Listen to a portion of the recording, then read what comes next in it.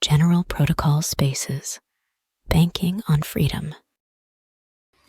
Yeah, man. I'm just going to take a break from my 5 simultaneous things and just cut them all off. Just stop. Let's just talk for a little while. See what's up, what's good.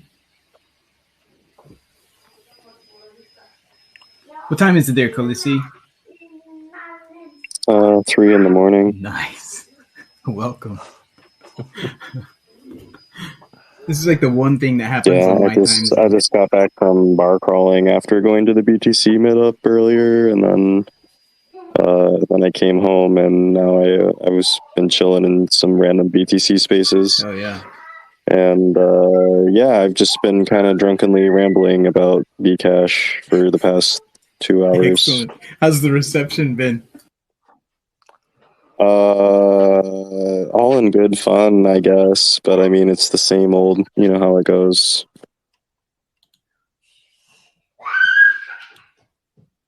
I mean, people are trolls and somewhat having good faith arguments, somewhat not. I don't know. It's interesting, right? How you kind of get the sense like, wait a minute, you guys aren't actually taking this seriously.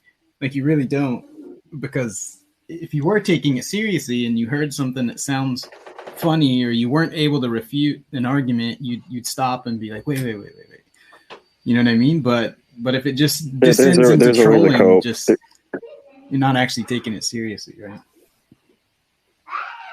It's like, I mean, I'm over here talking about, what's the point of Bitcoin? You know, why do we prefer Bitcoin over dollars? Nobody fucking has answers. And that's why I appreciate the BCH community, is because we actually talk about building. We actually talk about, you know, the point. We're actually trying to help people, and just these people don't fucking care. It makes me really sad, honestly. Yeah, you really start to get that sense. Just like the posts I see about node count from people who are otherwise say pretty intelligent things, and you're like, wait, have you thought about this at all? Like, do you really understand what's going on? But this annoys the shit out of me. Like, it's been how many fucking years? Like, holy shit, man. I think what happened is UASF happened, and Blockstream, or the core developers, convinced users that they did something. It's like, what's it called? There's a name for it when you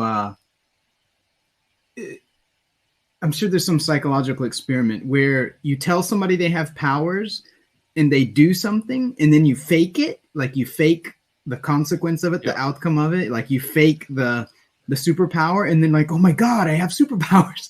I think it's like that. Like, they just believe that the UASF was the result of them doing something and not just the show. Yeah, but I mean, it's been long enough, right? And there's the other side. There's the other side too. There's the other side. I believe is still doing their you should not, like with capital not, run a node kind of thing. It's so long. Like, and for every other thing in your life, you would think that common sense would take over. If I buy a car, should I buy a car? I don't know. It depends on what you do with your car, right? Should I buy this toaster? Do you want to toast bread or something? Yeah, it depends, right? But it comes to node, and all common sense goes away. Like, holy shit, man. I don't know. Do you buy a toaster to store value, or do you buy a toaster to toast and fucking toast? Well, isn't the answer obvious? I mean, look at the toasters. They're obviously stores of value. My toaster hasn't become much less worth over the years. I mean, it's still functional, still makes toast. Probably the most stable investment I've ever made. It's a means of toasting, asshole. Dude, it's digital wheat, bro. Of digital toasting, wheat. Not a store of toast. No. You're wrong. Right? It's storing value better than BTC ever did. Look, BTC has much higher volatility than my toaster. We're gonna confuse Khaleesi. He's had too much. Yeah, I'm not gonna lie. I'm kind of drunk right now. Probably shouldn't be on a recording, but fuck it. YOLO. I'm joining you. I have a tall boy right here. I'm gonna join you. It's the season. Yeah, I know, but it's insane. And no, even when it comes to the UASF thing, and they're like, no, this is to store my value and to validate that I can store my value. Why? You know what? Then it kind of makes sense. If they're like, no, I'm never going to transact. I'm just going to hold it. And the whole point of their node is just to look at their gold hoard, like at their Scrooge McDuck pool. If that's the whole point, like it kind of makes sense. Like, oh, I can use my node to trustlessly look at my hoard. I mean, they don't need that, right? You could just do it with SPV, but No, you don't even fuck trustlessness, dude. These people don't care about that. They literally don't. I've been talking to BTC people for like the past, I don't know, 8 hours. None of them fucking care, dude. Yeah, if it ever turns serious, things tend to flip into trolling and just joking around, and you're like, wait, no, we're being serious now, right? Like I just went to this BTC meetup, dude, and we spend more time talking about dollars than we do about Bitcoin. It's fucking pathetic. Right. I mean that's what it is, and the thing about trustless nodes though is that I think we probably need to do a bit more on that front. I mean, obviously, the having something trustless has inherent values in terms of if there's censorship or someone screwed up on security, then which happens all the time, then you're screwed. Imaginary, you're already a step ahead. You're talking about inherent value. I can't even get to that point with these people.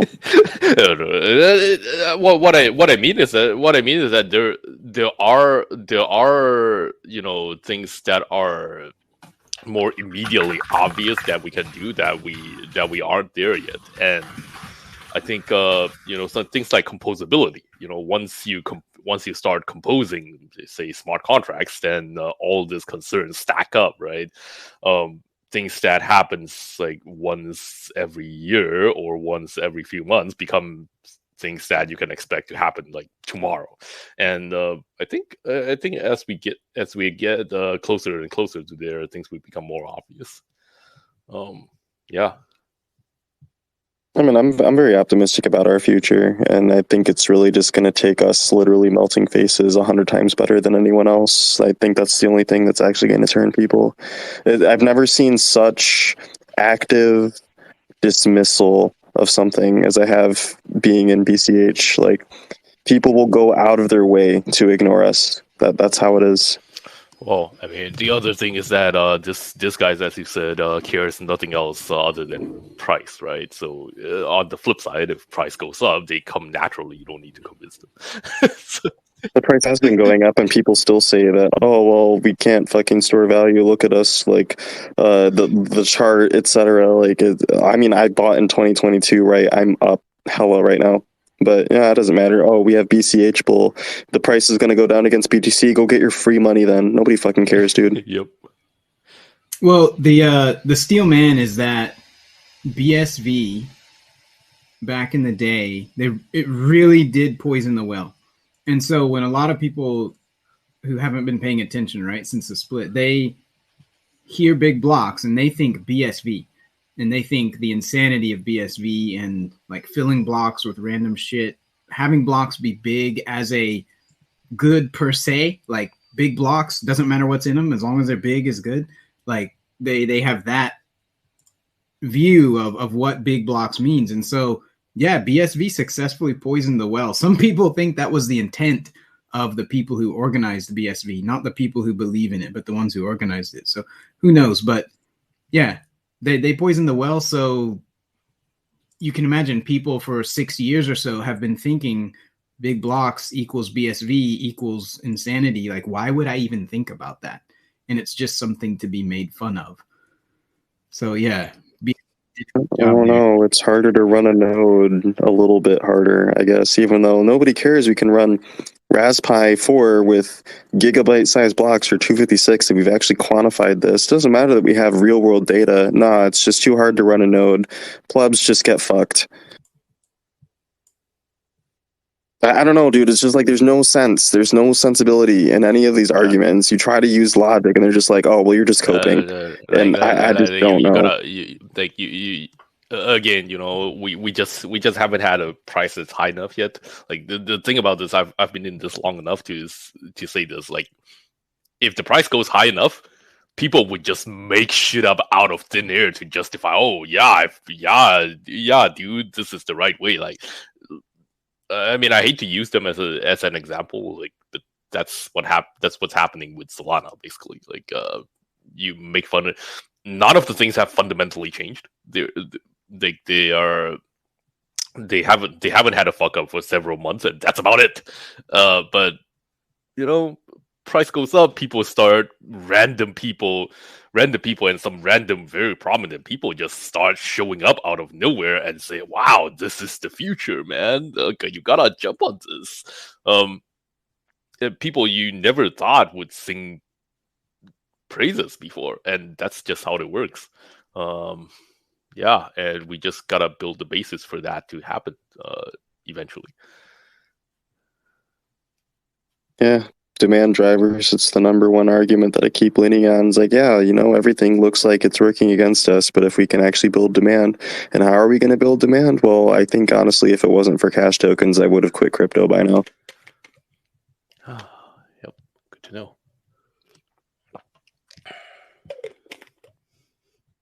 I mean, or maybe I would pivot to Monero. I think that's the only other realistic option. Why would you have quit without cash tokens? That's an interesting. Because BCH would die without cash tokens, frankly. Huh.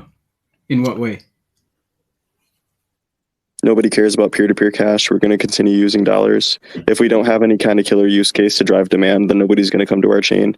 The only reason people are dumping Ethereum for Bitcoin right now is because of ordinals. Yeah. Right. Well, I wouldn't say it's for quote unquote for ordinals per se. Like the pump, the whole ordinal pump, like people assign all sorts of value to it, but I still don't think it's entirely natural. Like I've seen like in 2017, 2018, all kinds of weird shit pumped, and people assign all kinds of wild values to them. None of those things are around anymore. And yeah, I don't think this is any different. Like right now, people are signing wild theories on why is ordinals succeeding? Like this is gonna drive the next bull run. Like wow, really? And then yeah. I mean, look, Ethereum world, like look at the bull run, right? 2021, Ethereum thrived because of monkey JPEGs. Yeah. The market hasn't moved on from monkey JPEGs. We're just doing them in form of inscriptions now. Yeah. No, I think it did move on. It's just that it's more fun, and there's a huge audience on BTC. More fun because it breaks shit, right? For the people who like to be trolly.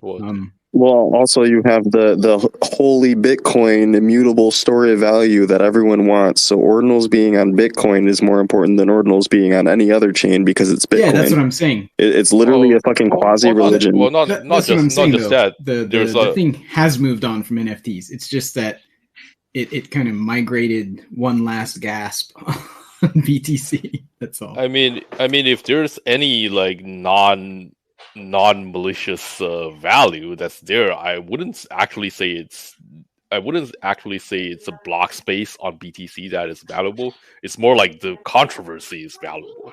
And I hate to use this analogy, but some of this is equivalent to 2018. I don't know how many of you guys remember it, but in the aftermath of the BCH split, people were like, "Wow, forks are controversial, and there is value in controversy.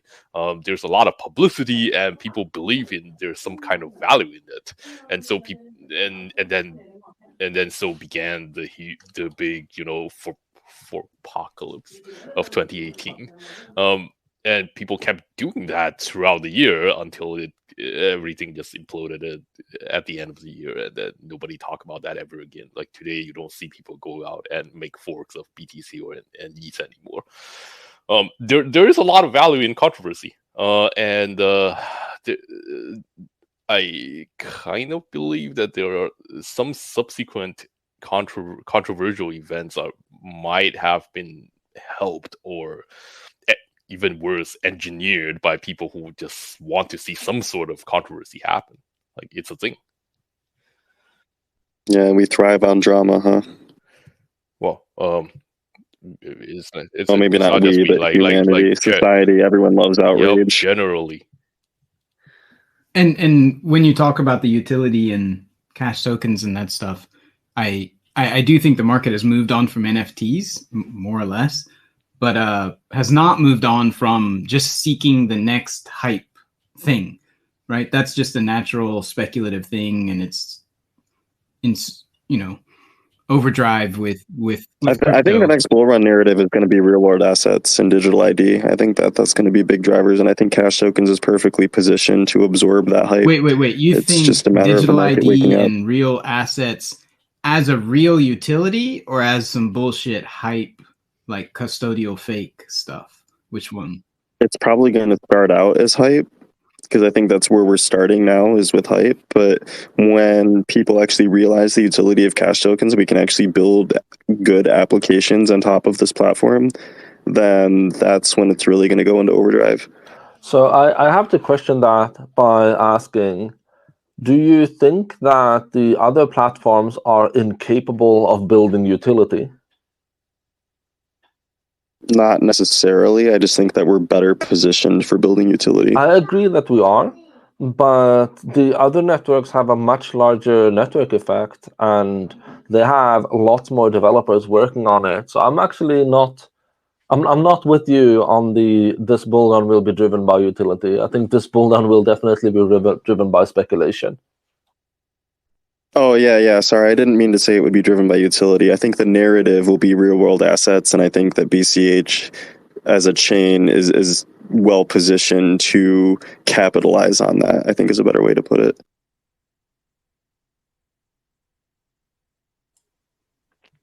Because I think ultimately, like I was just saying a couple minutes ago, like nobody cares about the utility. Like it's all about the hype. And I think the hype can be driven by utility. It's kind of a reciprocal relationship, but kind of like the whole store value medium of exchange thing. They kind of go hand in hand. You can't really have one without the other. I see it. I steel man it a little bit more. Like I was saying the other day in some discussion somewhere about the Linux moment, the server moment of crypto, that people don't care about utility can be turned around into a skill issue statement, right? Where it's like people don't care about utility, and the response to that is, well, that's a skill issue. And the skill issue is you haven't convinced anybody that it's useful. You haven't actually convinced people that it's useful. You can say that it's useful, but if you haven't convinced a lot of people that it's useful, then that's a skill issue, right? Or you're wrong. And so, yeah, I actually agree. And so convincing people that it's useful and showing that it's useful and helping people make money, helping make people's lives better, that's what has to be done, right? And I think that's what you're saying with the digital ID and real world assets. Like those are real useful things. Uname has had a lot of thoughts about this on, and that's why I was mentioning it the other day, is just copying him, that when you focus on use cases that require from the beginning a network effect or competing against an existing system or utility that has a massive network effect, you're kind of fucked, because you have to build up to that network effect to be successful and to draw use cases away from it. And that's why I was saying the Linux example the other day. Linux competing with Windows was an abject failure, has still been an abject failure on the desktop, right? But they did an end run by accident without even really knowing what was happening, by businesses picking up that, oh shit, we can run our servers, which don't need random people working on them. These are run by nerds in the background, and they can be cheap and they can be supported really cheaply. And in the end, the overall cost is much lower. So the whole server market was just dominated by Linux in the background quietly. Yeah. And then in the end, they did an end run all the way back around, like a full circle, to where, it ended up being Android because Google wanted to compete. So Google ended up, making Android or supporting it, taking ownership of it. And now the most common desktop, so to speak, on mobiles is Linux, but people don't think of it. They have no idea that it's Linux. I think that's what we're missing, is finding that end run, finding that place that we can just murder the existing systems, do much better, provide new value, and then that's going to have like a reverse effect where we're going to end up flowing backwards into all these other things as money. Yeah, I think it's a great argument. Yeah, that's effectively why I think cash tokens is like that really goes back to why I was saying if we didn't have cash tokens, I would just quit. That's exactly why. So when you say cash tokens, I'm really taken aback because I think, can I just make it more general as saying a stronger VM, like a VM with more capabilities, like to do all kinds of things? Sure, I guess. Because I guess also, yeah. Now that you say that, when I think of cash tokens, that also includes like introspection and stuff, kind of all as a big package. All those things as a big package are super important because then it's actually okay. Now we can actually do something useful and provide unique utility that you cannot get somewhere else. Yeah, I'm with you on that. Cash tokens is just an easy marketing buzzword to wrap it all up because normies aren't going to actually care about what the VM can do. They just want a narrative to latch onto. For sure. I'm going to mute here for a minute and go see if I can grab some people on stage because I have to go do it on the other device. I'll be back. Yeah, also sorry that I'm like all tired and pessimistic right now. Just exhausted from just talking. I've literally been talking to BTC people for the past 8 hours in real life and on Spaces, and I'm just feeling a little beat down right now. So one thing I keep saying in Telegram channels, I don't know if you ever seen that, but I'm gonna say here again that is that if you see them comfortable, that's actually not a bad thing. Like I don't think you should feel bad about it. Like if they're comfortable with the status quo, and especially if they're comfortable about their protocol, that is a good thing. That is a good thing. That's not a bad thing at all. And I think they're not comfortable though. They won't address the elephant in the room, or at least the people that I'm talking to in real life. Like every time I go to a BTC meetup here, it's the same thing. Like, why is it so quiet? Why doesn't anybody have anything to talk about? It's because we don't want to actually address real issues. And whether it's a knowledge issue or it's just an ignorance issue, I don't know. But so like I brought my girlfriend to the BTC meetup today.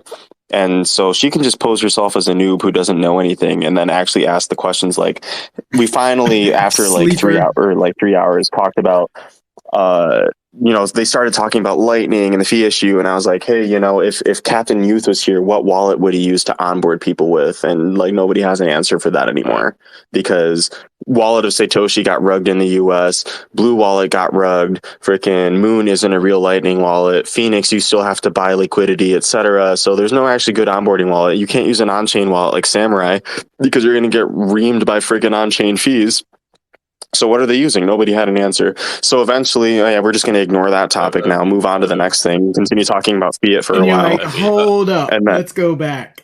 I mean, like, why would they care? End of the day, right? Like let's face it. Like, it's like some of them would say that okay, I have some knowledge. I actually use a non-custodial wallet. Like a few weeks ago, I'm an expert now. But let's face it, those people, even the ones who come to meetups, like those people tend to care a lot more than the average guys. But the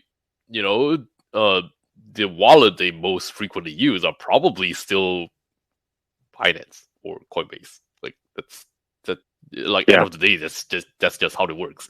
So and once you realize that, okay, it's not just okay. Like maybe they're pretty like ignorant by nature or something, but they don't have a good reason to care. Like you talk to them about, Lightning has all this problem. Oh yeah, it has all this problem. Okay, maybe or maybe not. I don't know, but why should I care? Why should I care? I'm glad I have all shit on Bitcoin Binance. is the future. It's all on Binance. I know, right? Oh fuck. Yeah. Because I'm going to store my wealth for generations in Bitcoin, even though there's no fundamental value. Because when I try to make a transaction, I get priced out of it. Well, nobody fucking cares about that. And the other thing about the generation wealth thing is it's just something people say. Like they're not actually supposed to take that seriously, and neither should we, because it's just a thing people say for the stock that they pick. It's the same deal as people hyping up, well, I hate to use this example, but GameStop. It's the same deal. Like, you talk about generational wealth, but how many people are actually holding like GameStop with diamond hands till the end of the earth? Like, very few people, but they will hold it for as long as they see number going up or think numbers are going to go up. And all of that will be on Binance or Coinbase. So I think it's important to not take those narratives or lack of narratives too seriously and just treat it with a light heart. Yeah. It's not the narrative itself that bothers me. It's just the lack of thought. And when I ask direct questions, people just avoid those questions. Nobody wants to address the elephant in the room. Nature of humans, avoiding pain. Yeah, well, I mean, but why would they address it, right? It's like take it from their perspective. Okay, I have no thought. I have no thought on this. I have no perspective on this, but I don't care. And why? And I really don't care. So when I really don't care, why should I just sit here and listen to this Bcasher talk about things I don't care and make me feel bad, right? Like, for no reason. Let's turn it around though. So, like, imagine the mindset of somebody who takes time out of their life. People are busy. Take time out of your life to go to a meetup. What the fuck are they there for? Like, what are they thinking? What is their internal monologue, or internal dialogue? Bitcoin is this immaculate thing that's going to solve every problem for humanity, except how is it going to solve that problem? We don't know. Oh, when you point out the problems with that immaculate solution, we don't have solutions.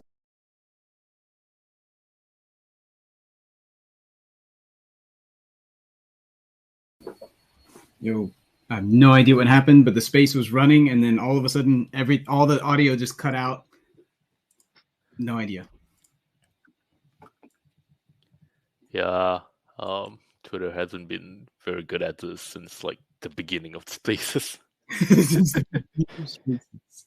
I used to use a little bit the Clubhouse, and I don't remember ever having any of these problems with Clubhouse. It was just like, oh yeah, you're in a room with like 1,000 other people, and it works fine. Well, yeah, because they didn't cut they didn't cut like 90% of their employees overnight. So that couldn't be the problem. Yeah. Yo, hey cat, Chippy. Meow. Meow. So you got killed space. I missed most of it. What was the thread? It was Callisti being depressed about how fucking not serious all the BTC people are. And me basically trying to tell him that that's how it works. Nobody cares about anything, so just live with it. Yeah, but my bags will go up, right? Yep. That was the summary. Yeah, that was pretty much the summary. Yeah. Well, it was just pointing out how, as much as people say, well, because I asked, like, okay, what is the mindset of a person who goes and takes time out of their busy schedule, because everybody is legitimately busy for the most part, to go to a BTC meetup? What are they thinking, right? And he said, they have the religion that it's the best thing ever, and it's going to save the world, and it's going to change everything. But really, what they care about is that their money, that they're getting rich, that they perceive that they're getting rich. And then when it actually comes to talking about all the details, they just annoy. avoid every subject, right? Because every subject becomes uncomfortable very quickly. But that's when fees are high, right? When fees are low, they can just completely ignore it. So I think they're probably just waiting for for the heads to come back over the water when all their UTXOs aren't underwater anymore or something like that. Assuming it will. Yeah, assuming it will. All of my BTC dust movable. Right. But yeah, Callisti made a good point, right? That, well, okay, whatever. All we got to do is just melt their faces with utility and price increase. And then go from there and forget about all that and stop talking about BTC pretty much. So one thing I was wondering about this meetups, like you guys go to meetups a lot more than I do. So you probably know more than me. So I don't know, like presumably people go to these meetups to have a good time, right? So what do they actually do there? Like, do they just go there and then talk about like random non-crypto things, or do they actually like talk about something like anything, like even watching charts? Like I don't know, like how do people have a good time over there in this like BTC or whatever meetups? Do you want me to answer? Sure. Or hey, Khaleesi's back. Yeah. Either way, yeah. Well, yeah, obviously there's a huge difference between a BCH meetup and a BTC or a general crypto meetup. I don't have a lot of experience going to non-BCH meetups, but the experience I have had has, even at our meet,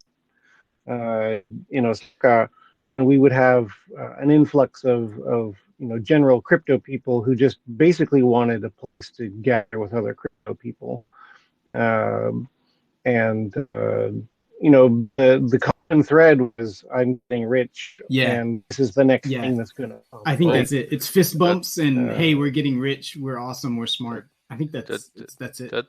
That sounds kind of weird as a thing that you spend, I mean, at least an hour or two, maybe more doing for a night. Well, that's the other part that Callisti was saying, that is that you can pat yourself on the back at the same time for saying, I'm getting rich by doing something good, right? Where the marketing doesn't match the reality. That's like that tweet I posted the other day where it's like, hey, you got to be really careful to pay attention. What do you actually care about? Is it actually setting up a monetary system that's going to change the world? Or is it getting rich? Or is it both? Or is it just one of them? And I think what a lot of these guys really care about is number two, like getting rich, which is fine. But then it's interesting to them and they feel good about it because they believe that it does number one also, but they're not really paying attention to number one for the most part. And the ones who are just have their head in the sand. Yeah. Yeah. Well, I mean, it doesn't sound very fun to me, but I guess people have different priorities. Well, that's one of the things, like at a meetup, right? I haven't organized them, but I go to some. And when you try to have a serious conversation about, okay, well, what does money mean and how is it that we're going to replace it and that kind of thing, it mostly you don't get much of a response. People haven't really thought about it that much. I think it's just marketing, right? They're like, yeah, I'm going to change the world. And I don't think they've really thought about how or if they're actually doing it or not. Yeah, or just in general. It's exactly that. That was my experience today. And like I was saying before we rug pulled the last space so I brought my girlfriend and we were talking about, okay, well, we finally got around to the topic after like 2 hours of, the fees suck and Lightning sucks. And so she asked, well, what actual solutions are being considered to fix this? Crickets. So I'm like, well, hey, I've been watching Bitcoin Twitter for a while now, and here are the things we're actually talking about. You've got CTV, you've got drive chains. Of course, there's the block size increase, or there's, do nothing, right? There's Liquid. We could use Liquid, but if you use Liquid, then we have to talk about Blockstream again. That means you have to put your tinfoil hat back on and then go fucking take a history lesson. Well, it's funny that the only people who actually talk about, because you said there's the block size increase, which is the obvious actual solution, right? But BCH is standing there, right? Just everybody just staring back at the viewer like, yeah, hi, right? And so the only people who are willing to go to that space are the ones like Brian. I can't remember his Twitter name, but he was on your space the other day. Yeah, Brian.brain.scam. Yeah, he's like it's me, he's Brian. like a troll. And only the trolls, you know, the court jesters and the trolls are willing to go to that space and be like, well, yeah, that's an option. Everybody else is like, oh, no, that's not an option. Oh, but I'm not very technical. I don't know a whole lot about these things. I'm just going to wait 20 years for someone smarter than me to fix the problem. Oh, shit. That's too real. Too real for me in real life. Literally, I'm repeating shit that I've heard all fucking day today. I'm so frustrated. Like, okay, so I've been in these spaces for what, like, I don't know, 2-3 weeks now. I just go into BTC because I'm getting invited and like people actually want to talk to me. People are going to troll, but they're still listening. I'm getting shit tons of followers from doing this. So this is actually something pretty interesting, I think, because if you claim that, oh, I'm just gonna wait for someone smarter than me to fix this thing in 10-20 years, then presumably you actually have a use case. You want to do something with it, and you cannot right now. But you're willing to wait for someone to fix it, right? Like, what are they actually envisioning themselves doing something with this, or is it just like, oh, this is Imaginary? Here's a question. Yeah. Here's a question that I was asked verbatim today. Yeah. Okay. What if there are things that can happen in the future that you don't know about already? Well, I mean, there's a lot of things in the future that I wouldn't know about today. Like specifically what? Narrow it down, man. No follow-up. That's the question. Answer the question. Buy BTC. Yep. Me too, dude. Me too. Good point.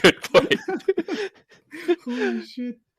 And you just look at him. You're like, yes, so Calisti. Are you? Yeah.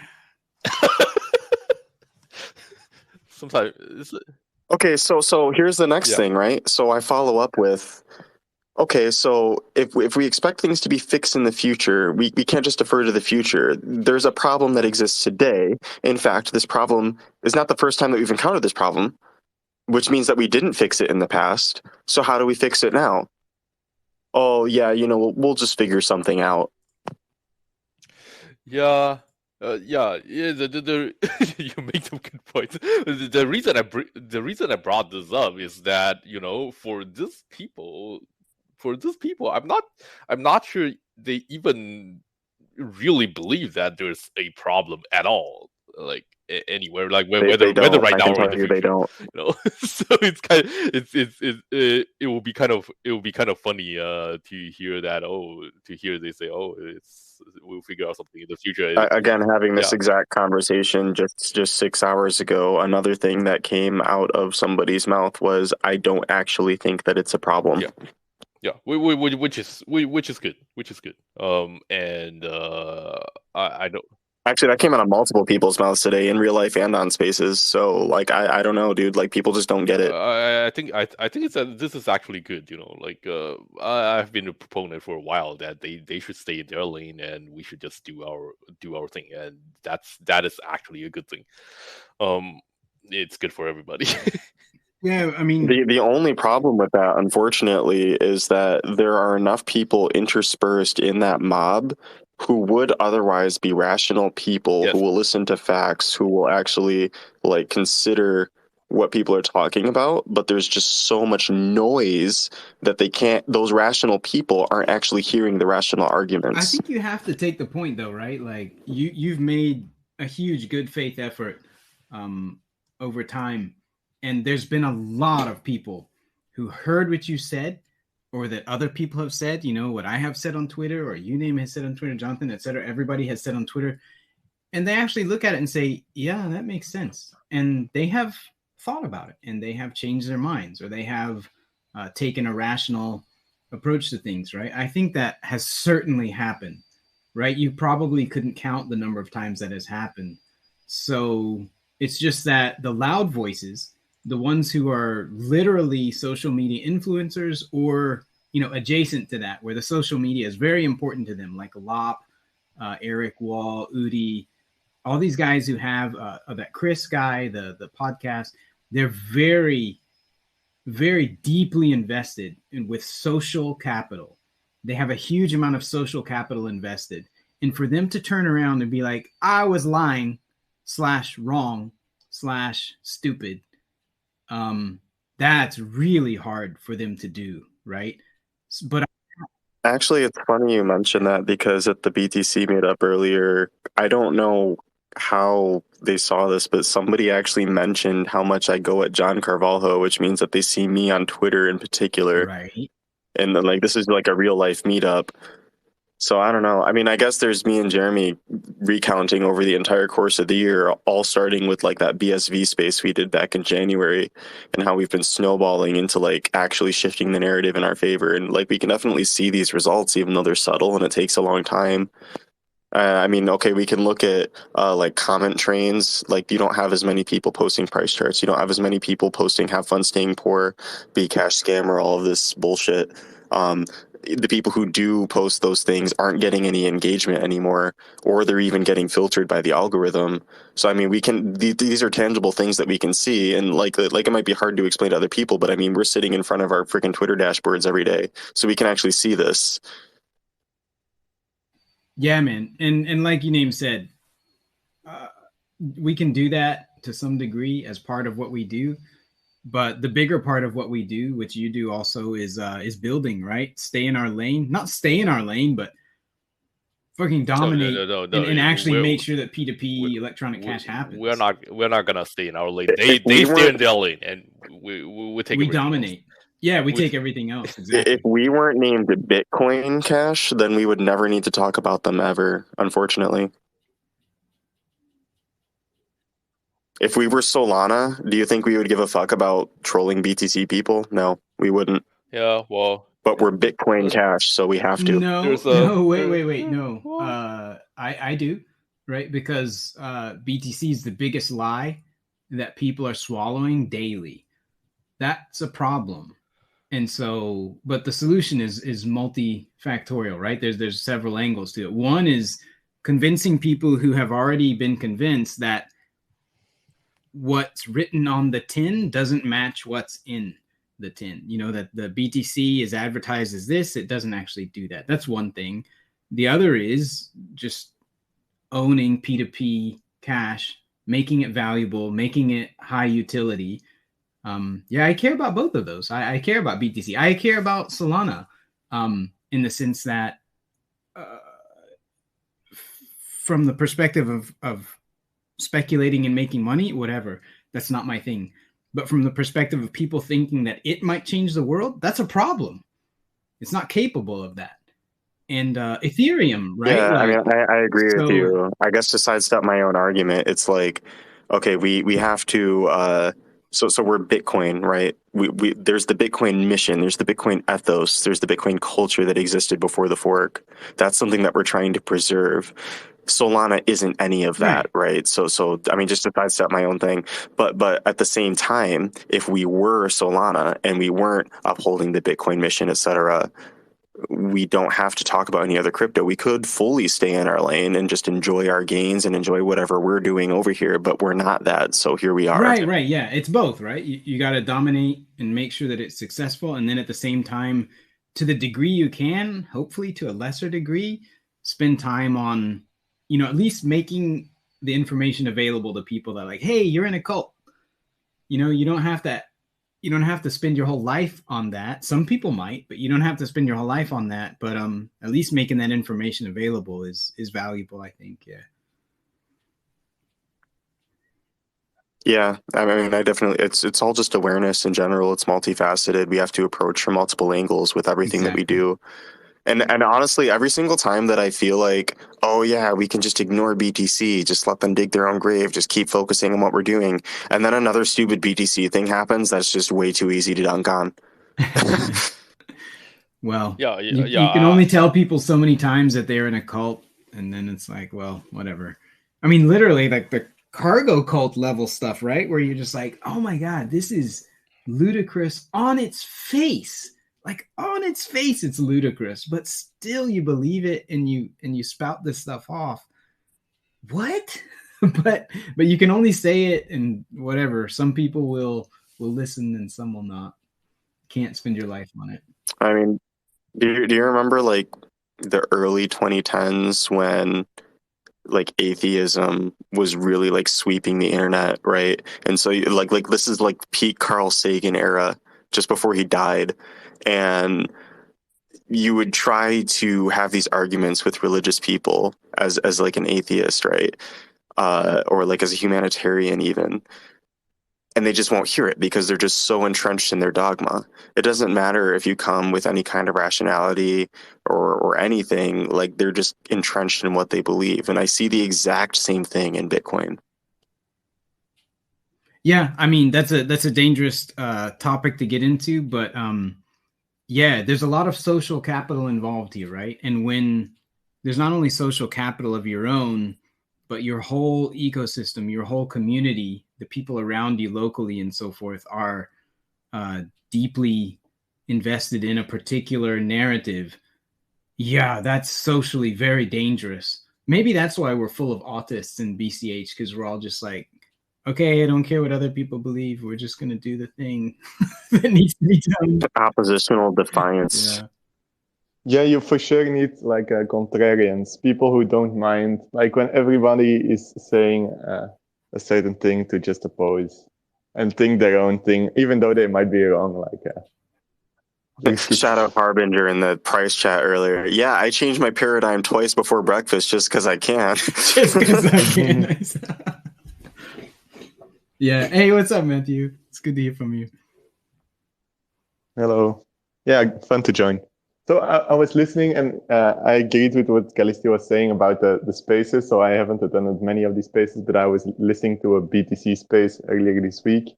And man, I was losing brain cells. It was the level of the conversation, well, yeah, it was really low. They acknowledged the problems, at least there in the space, but they didn't have like any good analysis of the problem or any good solutions, or even like a good overview of what things are being discussed, like in that technical space, from CTV to drive chain to, even if they would mention like a lightning channel factories or something, I would be somewhat impressed, because at least they have their finger on the pulse and know the buzzwords. But nah, it's just the topical, I'm changing the world.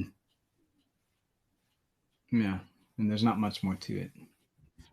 It's sad because it's such a beautiful thing to believe, and they're just duped into this thing that's like a false idol. I don't know if you guys saw the other day, Luke Jr. decided to reply to something that I posted, and I said, you can't actually fix this ordinals and inscription stuff, and he responded like, liar. That's it. That's all he responded with. And I responded again to him with like the details of it.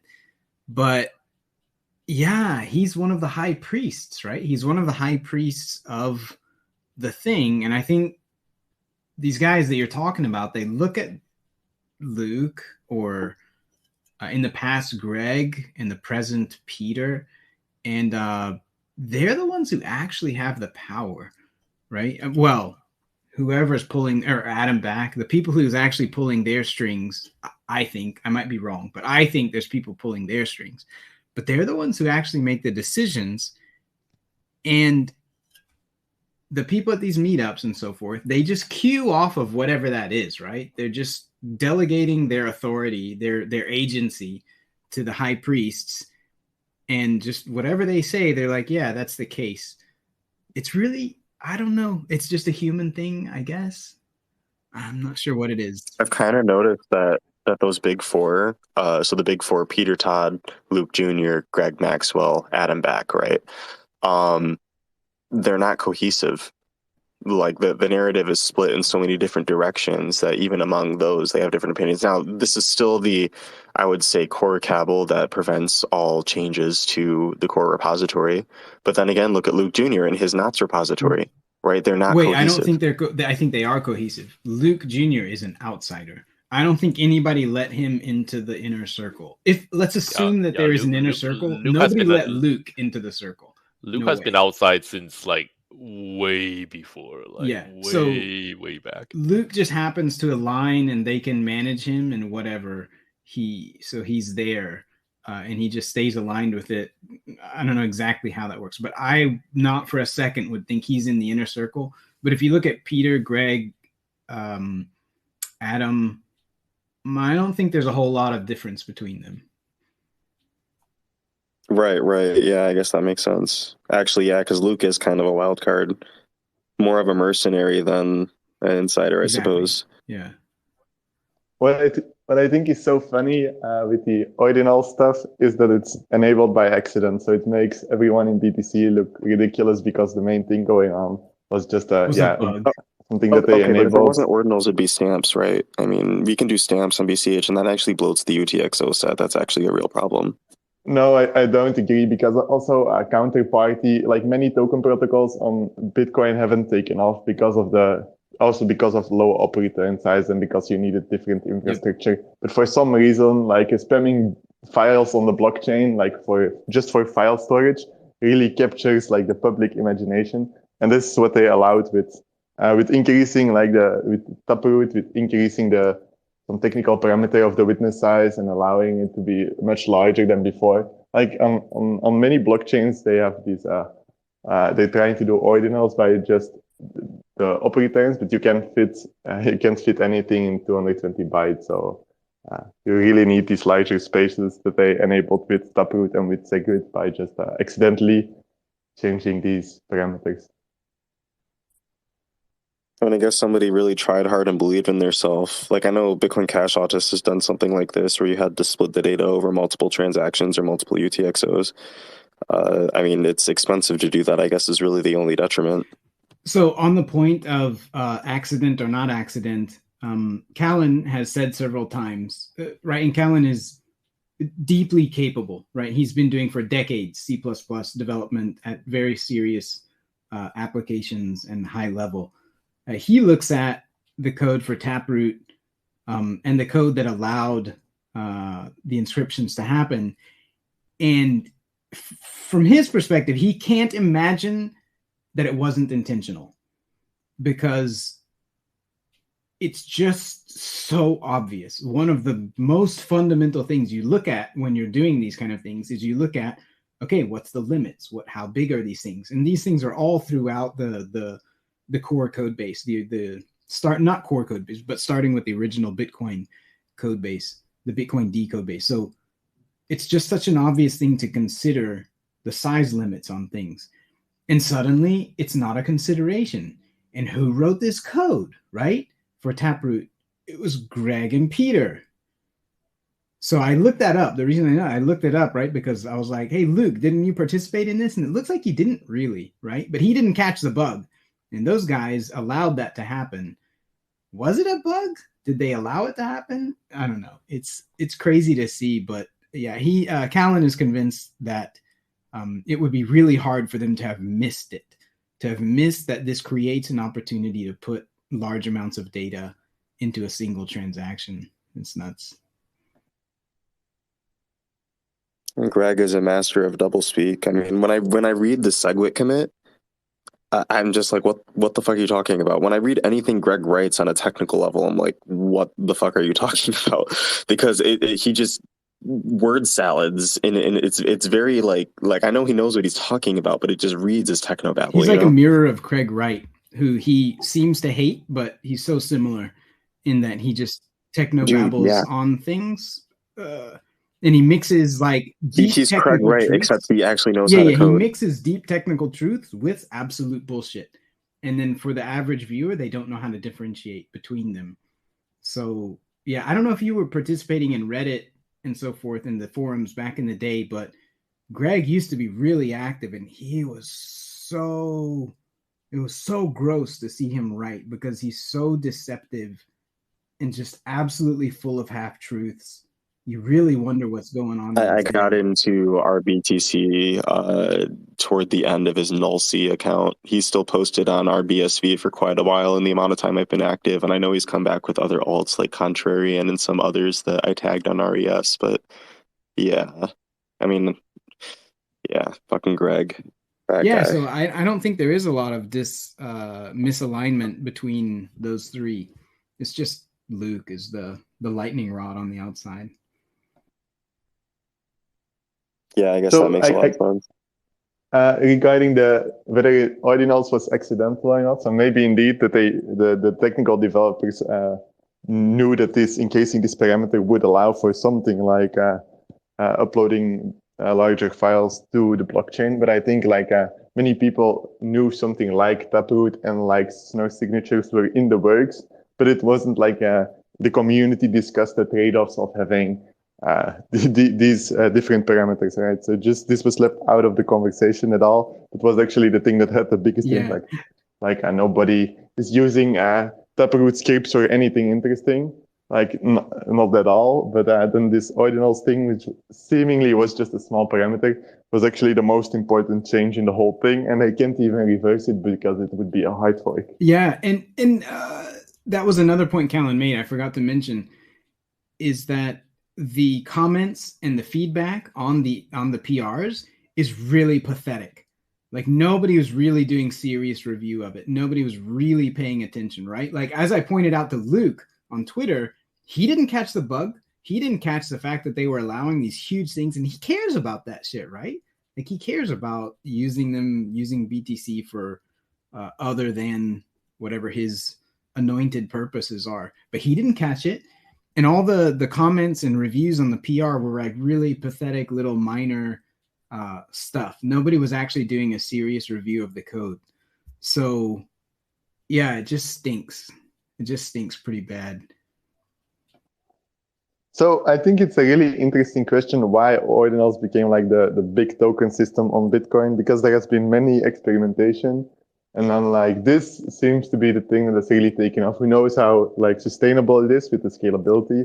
Maybe they will run into major index issues and stuff. This is not the first time the token system has taken off on BTC. The previous one was Omni. Like people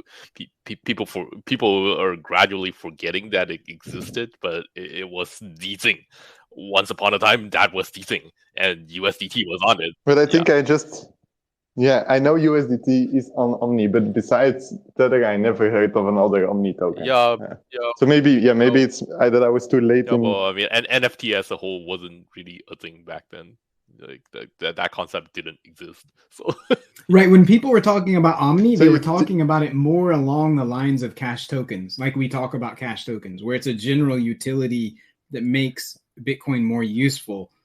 Of course, that didn't end up going anywhere, and it got cut off at the knees in the first place. Even the experiment got cut off at the knees with the shrinking of op return.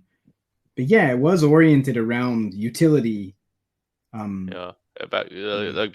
then, the conversations were around like, would the whole tokenization thing ever find any use outside of USDT? That was the talk back then, just for context.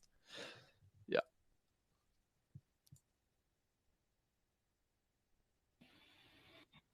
Yeah, so I guess being NFT first is what was really in the favor of the ordinals protocol then. But yeah, now you also see the BRC20 fungible tokens, but it seems to be no tokens with actual utility. It seems to be all meme coins. It's literally tokens. SLP, right? It's like, okay, well, that's not going to go very far. The funny thing about ordinals is that if you look at the whole landscape, you realize that there's obviously a lot of like copycat quote unquote inscriptions one way or another popping up all over the place, but the only one that has really actually became a big thing is the one on BTC, and I believe that they I believe that was because of the controversy engineered. Like the usual rules don't apply. Where you can do this more cheaply somewhere else. You should go do it somewhere else. No, but if I can do it cheaply, nobody would fight me, and if nobody would fight me, nobody would care, right? So it's kind of a perverse mechanism, and it's interesting to watch that play out in real time. Yeah, the ordinals, like community or the people hyping those tokens, they monetize the drama. They saw, here's a heck of a lot of drama in BTC with many people with like religious opinions about stuff. Let's do something outrageous that we can fit in these limits, and then let's use it as promotion. All this outrage and clicks and discussions, and they can't like change it anyways because they would have to hard fork, which is against their own dogma. It works. On the point of BCH and higher utility, so I was looking at the numbers we have for BCH Bull, and it's ridiculous. And if this was going on in BTC, it would be hyped to fucking Pluto, right? To Andromeda. It would be hyped so much. But I mean, yeah, so I was just looking at the thing. We have like over 16,000 contracts have been made. Like any hedge contracts have been made. Over 240,000 BCH has been through these contracts. Like if that much BTC had been through contracts, oh my God, all the media would be talking about it like crazy, right? But nah. No discussion of it because their discussion is not about utility. Man. Anyway, I'm happy people are using BCH and getting use out of it and just keep looking for the next thing that people will be able to use and make their lives better. Matthew, what have you seen? What have you been thinking recently about making things better, about how, providing utility to people? What do you see these days? So I'm very focused again on building Cashanize out. Yeah. So having good Cash Tokens wallets is really important, I think. So that's where I focus my energy, and for the beginning of next year, that's where my energy will be focused. Nice. What are your thoughts on the whole native wallet thing? Because do you share the view that the native wallet in general, not just one, but multiple native wallets is a really key step towards high utility? Do you think that's the case, or? Yeah, so how I see the native wallets play out. So I think Jim has made great progress. Like there's an open PR for Cashanize. If you go to the Cashanize repo right now, there's an open PR for, he calls it Cash Connect. Yeah, it's fantastic. So it's a wallet connect, but then using libart templates. And the transport layer is still the wallet connect protocol, but they said in the future they could also be over libp2p or over some new other transport layers, or even just HTTPS.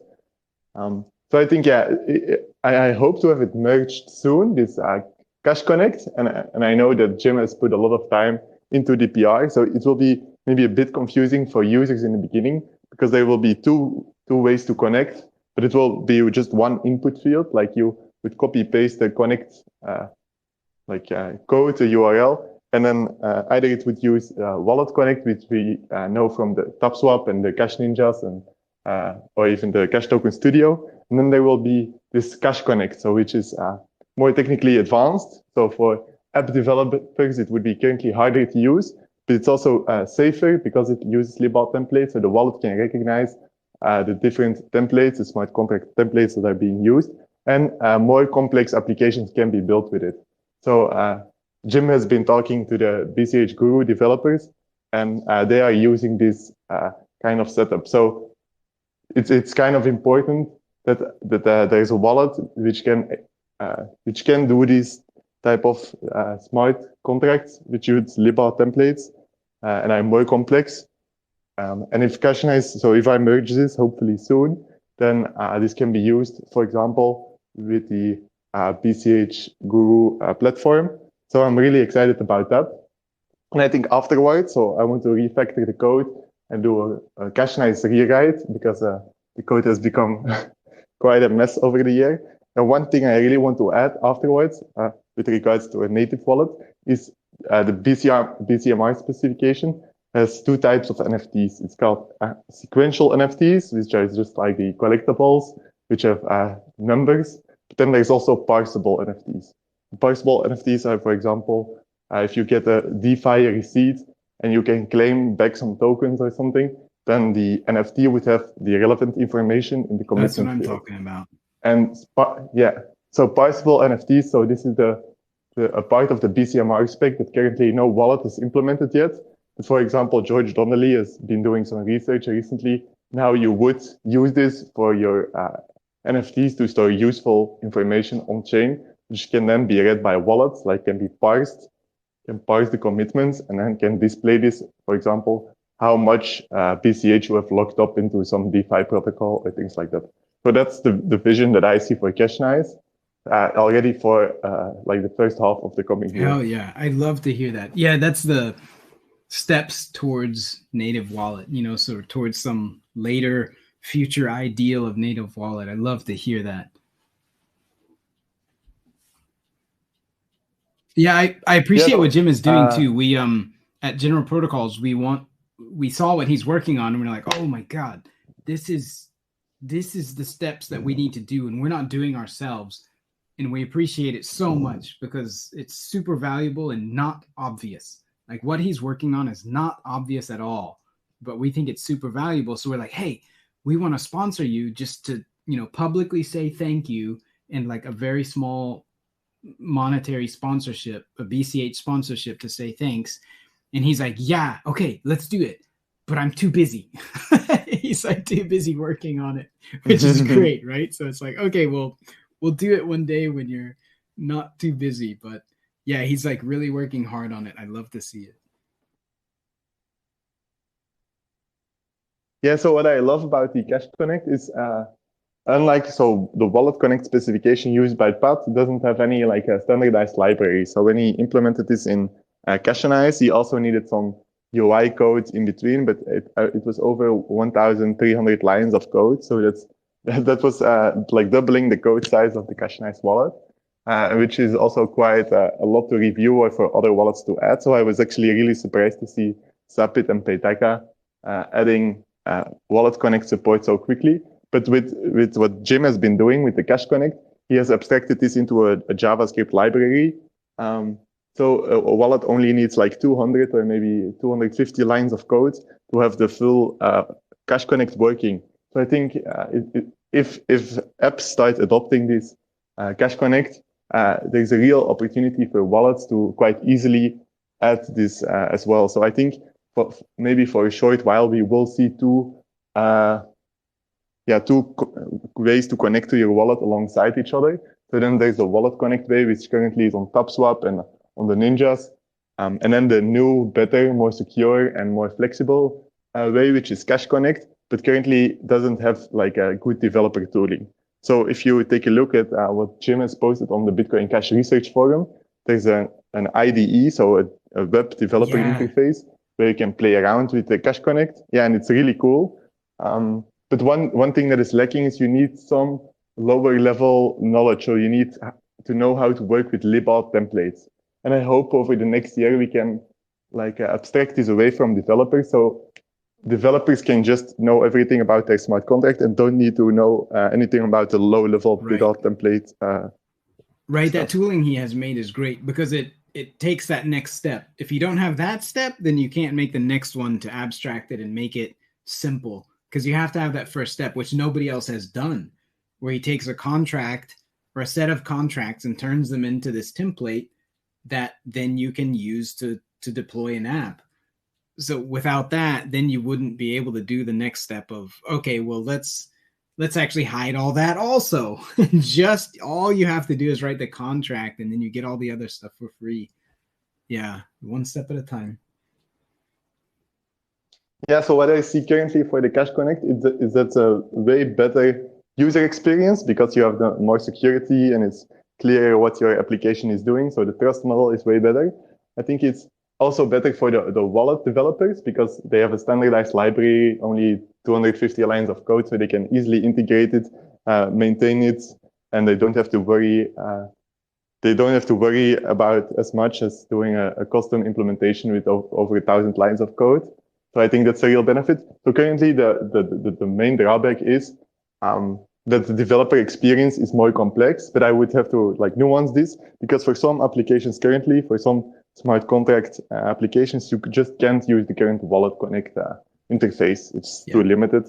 So if your app falls into that category, then the Cash Connect is like a great solution for you that you now have another option. But I think even for the simpler apps, like for example, a BitCats or a Cash Ninja Mint, I see them like I see a real opportunity that they can easily transfer their contract just from using Wallet Connect to using the Cash Connect, and that we can like converge on this standard possibly. But it will require some work from everybody in the community. So we will have to see over the next year like how that. Yeah, I mean, once you've developed the experience and the expertise needed to work with Wallet Connect, with the current Wallet Connect setup, you're really just one step away from the Cash Connect setup, right? You've already covered a lot of the costs and the understanding and the development that's needed to just take one more step. And anyway, that's a good thing, right? We're taking one step at a time towards a really great endpoint off in the future. What's actually funny to me is for the parsable NFTs, the first project that launched on Cash tokens on the launch day was the Emerald DAO. And Emerald DAO had right from the beginning used these parsable NFTs. I think Emerald DAO is the most complex NFTs we have seen on Bitcoin Cash, and still no wallet properly. It displays like the funny, cute icon of the Emerald DAO, but it cannot parse the commitment and understand this much BCH you locked up, and this is when it will like expire, and then you will be able to send back your NFT to get to claim. I think it's 0.1 Bitcoin Cash is like the standard. So I think no wallets understand this template that they can parse the commitment and fill in these few values into the fields of the BCMI metadata. So I reached out already to Bitcoin Cash artists, and I think it would be very fun as a first experiment to try to have the Emerald DAO NFTs display like properly with the parsable, parsable BCMI using Cashanize or on the website.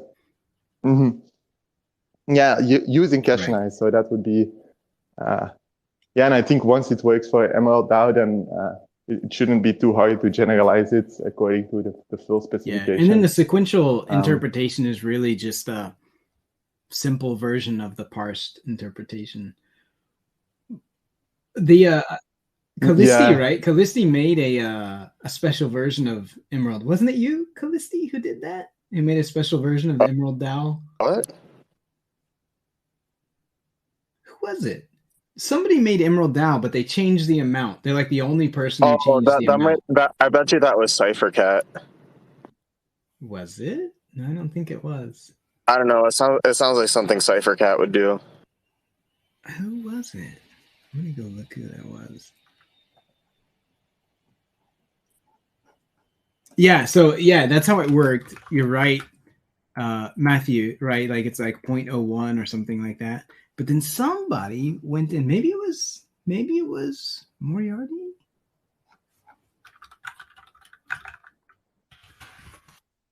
Yeah, I'm not sure because I haven't seen it, but I think it wouldn't be too easy to deploy either because I know a Bitcoin Cash artist had to team up with Pat to make the interface. But yeah, it was really cool that on the Cash tokens launch day, because I'm now I started writing an article recapping the last year. So I do this series on retail cash. So I figured I should also do one for the year 2023, and people on Twitter, on X, seem to be like enthusiastic about this idea. So I started writing up, and for me, so I'm only halfway into the recap. But if I recap the year 2023, it really started with all about the tool chain for cash tokens. So first you had the Fulcrum servers being upgraded, and then mainnet.js, Libbot being upgraded. So the work by Jason Dresner. And then when Libbot and Fulcrum were upgraded, there was the mainnet.js upgrade by Pat. And then we saw Chain Graph being upgraded. And kind of with these four, we had the whole tool chain to start building applications. And then I started like a demo with mainnet.js to start a wallet. And this then turned into Cashanize. And then we also saw some explorers. First, I think you, imaginary username, you were one of the first ones for cash tokens on Chipnet. And then Salem Code made his flip starter to also develop an explorer with BCMI metadata support. And I'm still very happy that this happened, because some people were skeptical. Why do we need yet another explorer? But to this day, it's the only explorer which supports, or maybe the 3XPL explorer also has metadata, but it's the metadata explorer, or like the cash tokens explorer with BCMI metadata. That's the most widely used. So I think that was a really good addition. And also what I noticed looking back at the beginning of the year is that there was a lot of community education still going on, because nobody quite knew yet for certain like how will cash tokens play out. So there were many questions. Is this more similar to ERC20, or is this, how does this differ from SLP, or are the programming capabilities on the level of Ethereum? So there was a lot of discussion, and some people were more skeptical, or some people just didn't understand why we needed yet another token system. So I think this was a theme in the beginning of the year, that there was a lot of community learning, because in the beginning, the cash tokens, like knowledge, the specification was only in the in the head of a few technical developers who didn't widely communicate it. So once it was locked in, a lot of people wanted to catch up. And also you saw the early development happening. So you saw the first wallets, you saw the first explorer, so it became a lot more tangible. So I think it's really cool to reflect and see how all that played out. Hey, speaking of Ethereum, so of course BitJSON has written that cash tokens gives us a greater than 1000x performance advantage over Ethereum. And I'm wondering if there's any tests that has been done to actually quantify that claim that I could point to. Because, I mean, I would believe it based on the architecture, of course, but I would really love to have some data to fall back on to prove that claim. Cauldron would probably be the best place, because they've actually implemented a clone, so to speak, like they've transpiled the what's the protocol? Sorry, AMM, like the constant product market maker. The specific one. Uniswap. Uniswap V. I wouldn't call it transpile. It's more like emulated. Emulated. Yeah. The Uniswap. So they've done that. Uniswap got a lot more. Yeah, so Uniswap got a lot more complex with their different functions, and they have their own Uni token. So I think indeed Cauldron really took the basic of a constant product market maker, distilled it down to its essence, and just used that. So Uniswap is a lot more involved if you take a look at smart contract code. It also has a lot of handling for these overflow cases, because on Ethereum they use like 16 decimal places. So for Cauldron that wouldn't work at all, because they don't do these complex overflow handling. And also our VM would have some trouble. It would be quite expensive to do this overflow handling. So I think, yeah, if you take a look at ScaleNet, and then you can easily argue, ScaleNet could be able to do like all the transactions that we see on ScaleNet could be Cauldron swap transactions, and they would even be slightly smaller than regular transactions. So whereas with Ethereum, I think they can't have the throughput that we already have on ScaleNet. So it's not 1000x yet, but at least it's already running on the Raspberry Pi. Yeah. So for me, that's and I think what he meant by 1000x, right, is that humans don't need to worry about it, which is pretty key. When you're interacting with whatever app or protocol, you can just do it, and you don't need to worry about it. Good enough, right? So I think that's what he really what he really meant with it. By the way, I checked. It was Jet. It was Jet Scythe, our last guest on General Bull. So he's the one who posted the Emerald DAO with 0.2 and 1 BCH. He made both, like a 0.2 BCH one and a 1 BCH Emerald DAO deposit, because that was part of the protocol. You could change the amounts, but I think he's the only one who did it. So he did that. Oh, that's what you're talking about. I thought you meant somebody cloned the idea he just and changed the deposit amount. Yeah, so he did a 1 BCH. Yeah, he locked up more. I do remember that happening. I posted it in the whatever you call it on the Twitter Spaces. All right. Price prediction time. How much is BCH going to be worth in USD value on May 15th, 2024? Wait, what's the price right now? Like, I heard people talking about it earlier today, but I haven't. Oh my God, it's like 270 or something. It keeps going up. Really? That's not bad. Like, every time I've opened my wallet today, the price has been higher. I'm like, whoa, what the heck? Okay, wait. If you're going to make a prediction, though, you got to go on BCH Bull and bet on it. No, I'm going to wait until January 5th and do it on BCH Guru. Oh, right. Okay, you can do PvP BCH Guru. That's right. Nice. BCH Bull's only 90 days. Won't get. Oh, you want to do it for May? Yeah, I already have enough longs open on BCH Bull. I'm not trying to bankrupt myself. All right. Nice. So so what I hear is we need to make 6-month contracts so that you can further bankrupt yourself. I told you, man. Yeah. Do it. Oh my God, no, don't do it. Okay, so like 6 months, you need to put like a big fat warning sign to like not actually use high leverage on that, because you will get wrecked. Every single time that I've tried to do a high leverage 90-day long, I've gotten wrecked. Well, with high volatility things, right? Yeah, that's the way it works. Because even if it goes up, it's going to go down just due to volatility. It's dangerous shit. I think doing price predictions is fine, but I also want to get predictions about the Cash Tokens ecosystem in a year from now. To me, that's more interesting but I think the price, I think it would be very reasonable if we double. But I heard someone else like on the Bitcoin Cash podcast predicting $1,000 to $2,000, and I don't like this kind of. The Moon Boys. You were talking about Emerald DAO, and so like, what's my lockbox going to be worth on May 15th next year? Oh, like that. Okay, I see. Hey, John Moriarty, I've been inviting like since this space started, but sorry if there were some technical troubles, but it seems like you finally got onto the speakers. Are you doing all right, man? Can you give me a mic check? Are you there? Yeah, can you hear me okay? Hey. Check 1 2. Yes. I hear Very you. cool. Yeah, thanks. You actually let me in once, and then I closed the window, and I was like, there it goes. Stop talking. God damn it. Twitter Spaces are the best. I'm all good. They just really nailed the whole the user experience. It's just factor. Yeah, man, I've got a couple Emerald DAOs sitting in my wallet. I'm like, oh man, I can't help but just think that they're going to be worth slightly more than 0.1 BCH. Yes, they are. But I actually enjoy more the popcorn. I love the stupid shit that Bitcoin Cash Altus did, right?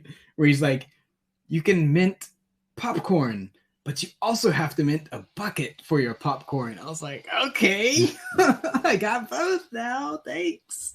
But it's really cool, right? Because it exercises the fact that you can have a fungible token and a non-fungible token at the same time. I was like, okay, yeah, that's a good exercise of that. Yeah, well, it's even like in the same UTXO or whatever, right? Or I forget exactly how. Yeah. Granularly, they were like associated. Yes, it's actually tricky for wallets to handle, because from normal users you expect them to have it separated. Like you, as a wallet developer, I also kind of expect the token UTXOs to not hold a significant amount of BCH, because that would complicate stuff. So all regular token UTXOs from all wallets usually send just with 1,000 sats or 800 sats, a low dust amount. So if you would keep like 5 BCH on a token UTXO, that would complicate it would complicate quite a bit of stuff. But also for this, like, do you display it as an NFT or as a fungible token, or do you need a custom interface just for these popcorn tokens? It's a bit of a challenge. Yeah, it's a good challenge. right? You got to get ready for having. Well, this is why we need the native wallets. Is because I right? need my proper popcorn user experience. Right. Well, yeah. Once you have, for example, the AnyHedge contracts, just as an example, AnyHedge contracts on, or I guess the upcoming Guru stuff too. But once you have an AnyHedge contract with, I mean, that has super serious amounts of BCH on it, right? You're talking like hundreds of BCH on a single NFT once it's tokenized. Yeah, we gotta figure out how to display all this thing, and this is why it's the native wallet is even more important, because there's going to be as many types of NFT as there are apps out there, which is going to be tens, hundreds, thousands once things start to pick up. How do you interpret your NFT? You got to know what you're looking at. Yeah, so that's why it's cool that the Emerald DAO, the first application was actually already quite a complex one. Like, it was not just any random meme token. So yeah, having parsing on these commitments, working would already be like a huge step forwards, and then generalizing it to work for all commitments. And I think it shouldn't be too hard with the libbot tooling. So for JavaScript wallets, I imagine that it's not too difficult. But yeah, I guess we'll see once I start working on the actual code. So when I think about cash tokens and like where we're at now, I think like, okay, so we've got the earlier use cases, and Matthew, you've talked a little about this, how like it's a successful use case. There's like kind of no reason not to implement it, at least from a business point of view. But like, that's also, if I'm, or at least I assume it's the case, that all these early use cases are also the building blocks for the more advanced and maybe more quote unquote like respectable from like a finance perspective use cases of the blockchain. And I wonder like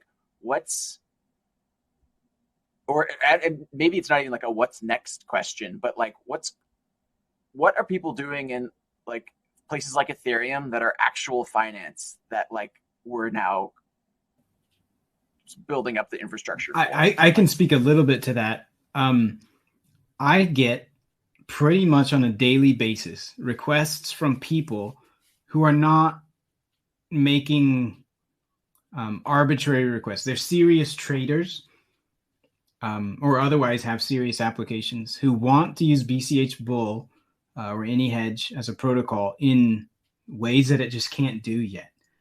And it's not because it can't do them. It's just because of the time and resources needed to do it. So there's people who are serious, right? They're not just flippantly asking for this stuff. They do this stuff as their life's work.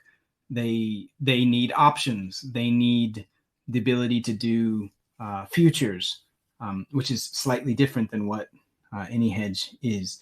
So they need futures. They need options. They need to be able to do a savings account, without having to worry about all the complexity. There's so many requests that we get that are just a matter of time and resources. So yeah, Emerald DAO, AnyHedge, what BCH Guru is doing on bets, just being able to play around and make bets with people, because that's what people like to do.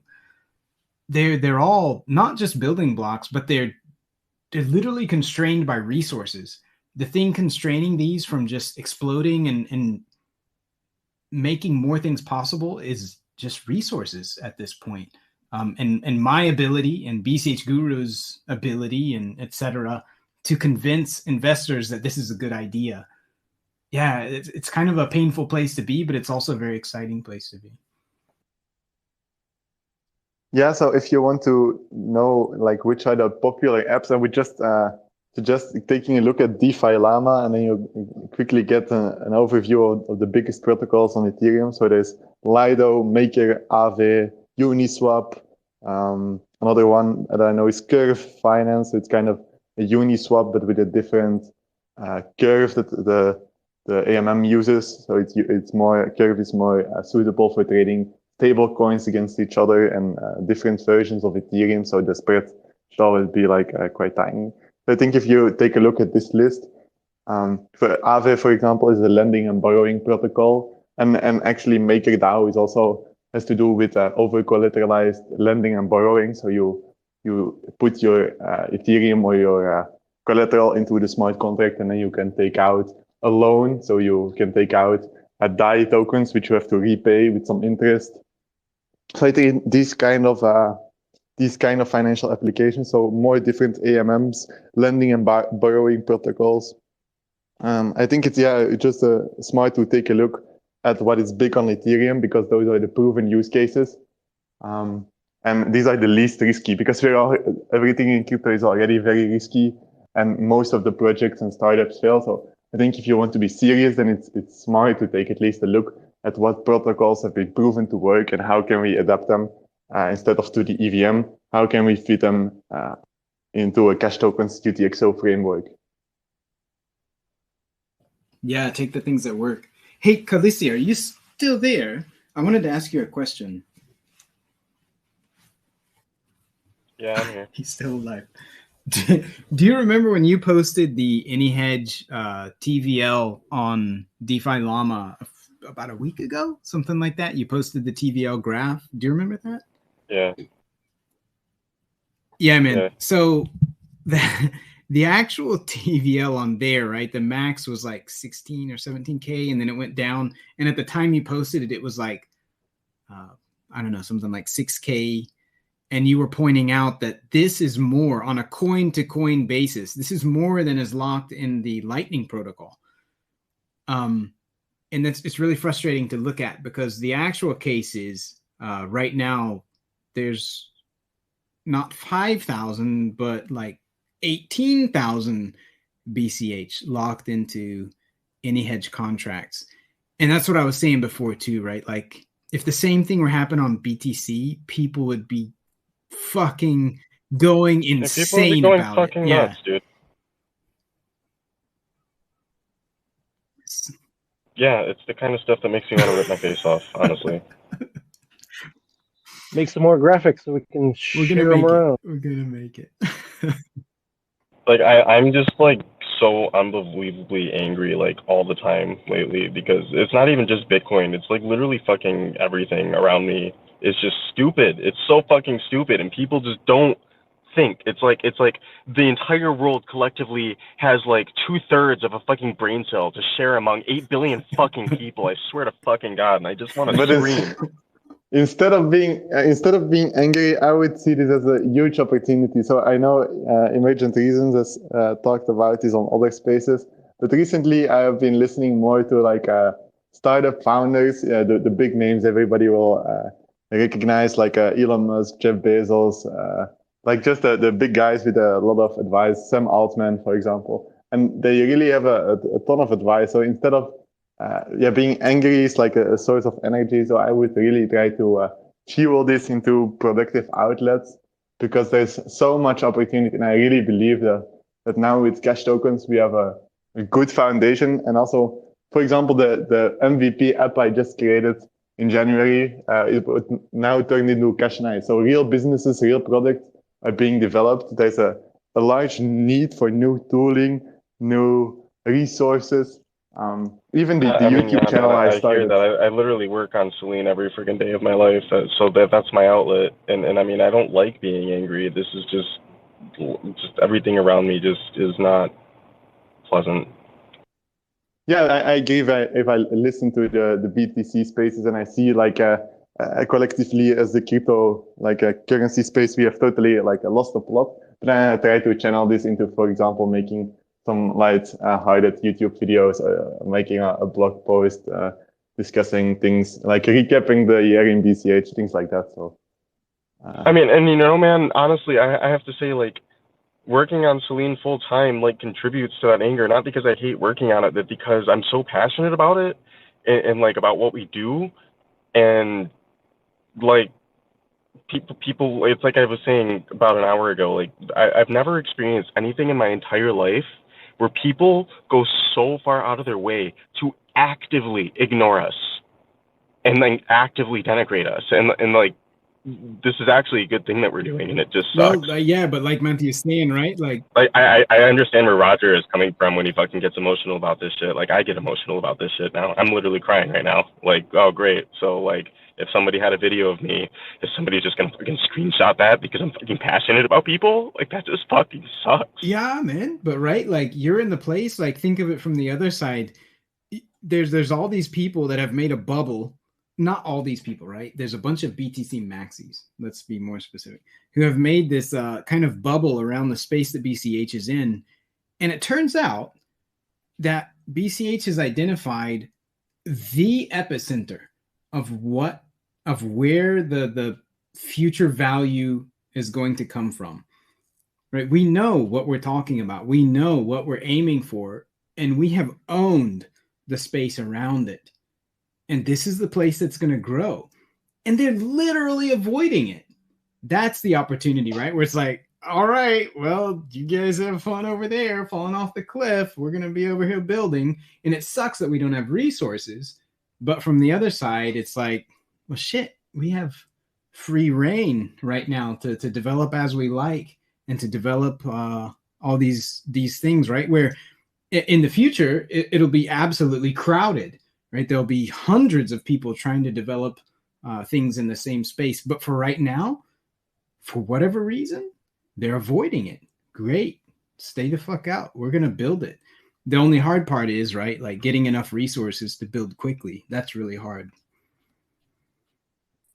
Yeah, and also if you listen to these founders, if you're like if you're frustrated with your product to some extent, they talk a lot about product market fit, and that's something I realized a bit with Cash and I. So it started really as an MVP, just a demo. I never had the intention to build my own wallet, but just because I was the first and nobody else was really doing it, and then I was experimenting with the BCMR standard, and then Pat was suddenly adding Wallet Connect, and yeah, now we are where we are. So it developed into a real product and I recently added like a plausible analytics. So it's tracks some very basic stats, so I can see the number of users. And I over the last month, I had 2,500 unique users. That's what the analytics tells me. So I think that's like really positive. If your application is filling some niche, people want some, for example, cash tokens wallets, but there's really few, and each additional cash tokens application that gets built, it strengthens this like network effect and this user demand. Because in crypto there are just a ton of wallets already, right? And a lot of them are multi-coin, which for some users are even more convenient. So it's really, you have to stand out in some respects, and we are really small, but we are also growing. I think we are in a much better place than we were a year ago. And yeah, to self-advertise here, right, for the AnyHedge protocol, whether that's through BCH Bull or whatever it is you want to do, literally 250,000 BCH has gone through these contracts. Like, if you're looking for something that's there and you want to tap into it and make it available to users, there is a proven market for it, right? 250,000 BCH gone through these contracts in less than a year. So yeah, there's something there that people can work on. And we've always said at General Protocols, right? It's like, okay, we're going to make an app. We're going to make an app that makes this easy to use. And we're going to do all this other shit and infrastructure that's a pain in the ass and nobody has any idea it exists. But we're going to do all this to make it easy to use. And then the happiest moment will be when we're made, like we're made obsolete because people have done it better than us. That'll be fucking amazing, because it's all about growing the pie, right? I think Callisti, you'll agree. Matthew, you'll probably agree too. I think everybody does. Making the pie bigger is what we're all here for. And this is one of those things that those guys you're talking about, Callisti, at the BTC meetups, they're the opposite, right? They're like, I got mine. Literally, that Chris guy, the podcast guy, was talking about, oh, well, I'll have my generational wealth. And then I asked him, well, what are you going to do if that's only available to 0.01% of people in the world? Is that success? And he was like, I haven't thought about that. and here we are. I think all of us are very well aligned, and we'd all love to see the pie grow. And we don't want to fail, we don't want to lose money, but for somebody else to do something better than we're doing it, I think all of us would be happy to see that. So I don't know, man. I see so much to be excited about. There's so much room for growth, and there's, oh my God, so much room for growth. Yes, I think General Protocols is a real inspiration. The way you guys over, like you had some setbacks with the first iterations of then the AnyHedge and then the cooperation with how is it called again? D-token. The front end, yeah, with D-token. And then over the years you kept at it, and you even had to upgrade Bitcoin Cash itself, contributed a ton to the VM, had to upgrade the native introspection and had to work together to upgrade CashScript and all the tooling around it. So I think it's really incredible. And I think, it's also an inspiration what you can do if you work with a few people together. It's also something I noticed working on the Cash Ninjas, because it was a small project with 3 people over 3 months. But then you can achieve things that you would never be able to achieve alone. I think it's a testament to if we can increase the scope and scale of projects and especially the time horizon. So if you don't only just look 2 months in ahead, in the future, but you look, you plan over years, and you can raise the money, or you can make the funds available to dedicate yourself and a few other people's time to making it real. Then it can result in incredible things, and also lay the foundation for others to do the same. So that's what's really inspiring. And that makes me think even more. Look at what's going on. I don't know. Maybe I just don't know my history well, but it looks very unique to me, and I think it's awesome that, Matthew, for example, we work together, right? You helped us work on AnyHedge and BCH Bull in several places, and then you do your own thing, and then we'll also work together again at some point. I'm sure we will. And Roscoe worked with General Protocols, and then he works on his own thing. And this is something that wouldn't happen normally, right? In normal cases, you're a company, you have a product, you have employees, and you're either with us or you're against us. But with us, we're like, hey, let's work together on this thing. Okay, we did it. Let's do other things. And it doesn't mean that we have to be on, one team and we're either enemies or we're on the same team. We have an actual distributed ecosystem where people who are not working on the same projects are actually working together, either directly or indirectly. I think it's fucking amazing. And once things get super crowded in the future, I think it will end up turning a little bit more towards, team A, team B, more competitive. But at this point, there's so much room for growth that, it's just distributed. We can work on different teams and still be working together on the same thing. Like you were saying with Cash Connect, right? Jim has worked on AnyHedge stuff, but then he's also working on Cash and I stuff, and he's also working on his own thing. And Callan is working on Fulcrum, but then also helping with BCHN and Electron Cash. And I don't know, man. I think it's special. I don't know if there's a lot of other examples. If there are other examples of that, I'd love to hear them and see what lessons they learned, but I don't know of any.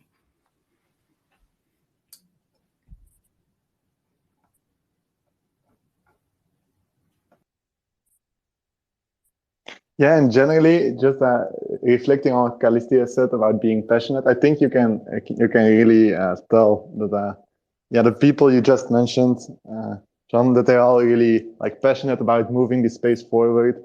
And also the history has been messy, right, in BCH and in the whole block size debate and the different splits. But I feel now there's really fertile ground, and everybody is kind of aligned on the direction. Everybody's trying his own little experiments and see how they can contribute in their own ways. But the general direction is really clear, with a good foundation and with a powerful VM.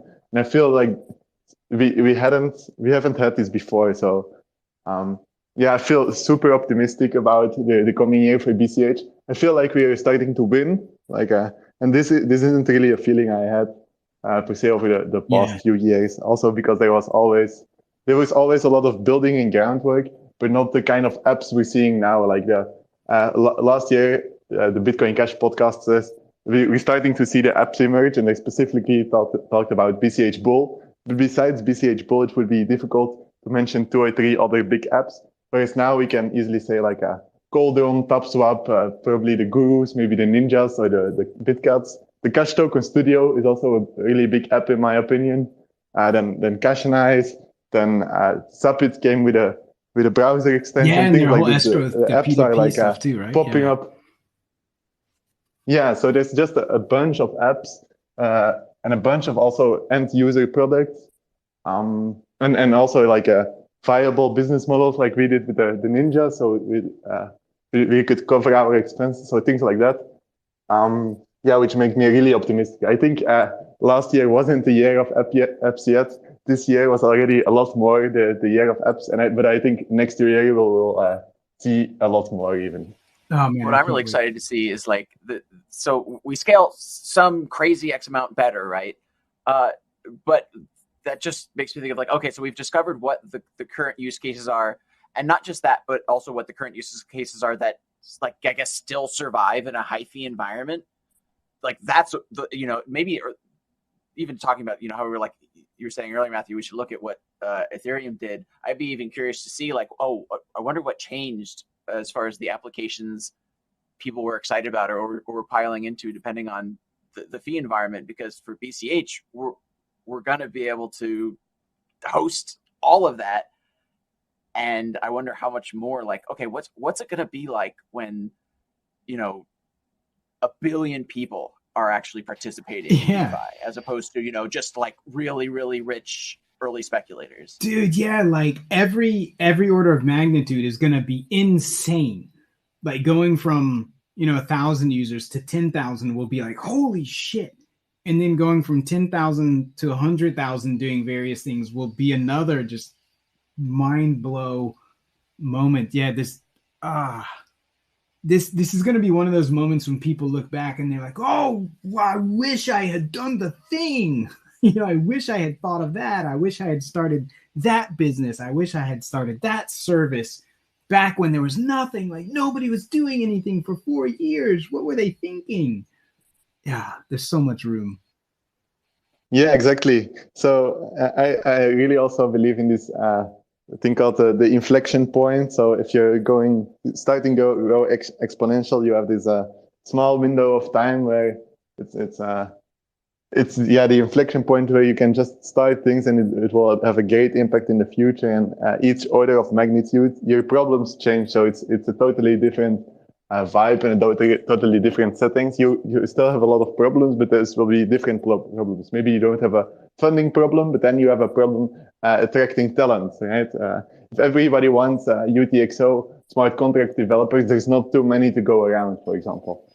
So the problems won't, or maybe you have organizational challenges. Your teams grow bigger and you have like management issues that you didn't know you had, you didn't have before. So I think that the problems also change as you grow, especially if you're talking orders of magnitude. And yeah, this inflection point is really where I feel we're at now in this first year of Cash Tokens. I hope that people see that the Cash Tokens wasn't all hype and talk, because we're talking about this already since before it activated on ChipNet. So at least maybe for 2 years already that we talk about the concept called Cash Tokens. But now there's many users. There's like NFT marketplaces. There's AMM dexes, so it's way more tangible now, and I feel that everybody can see that something is happening. Yeah, it feels like an inflection point. Yeah, there's something coming. We just got to keep moving the needle and make it useful to more people, and it's going to draw like with BCH Bull. The people that I've talked to that use it has really surprised me. The breadth of the type of people who are using it was a little bit shocking, right? Because we thought it was going to be extremely narrow on who wants to use it, but it's not been. There's been a pretty wide range of people and with different purposes using it, which is great to see. And I think that's going to be the case for any app that people put out there.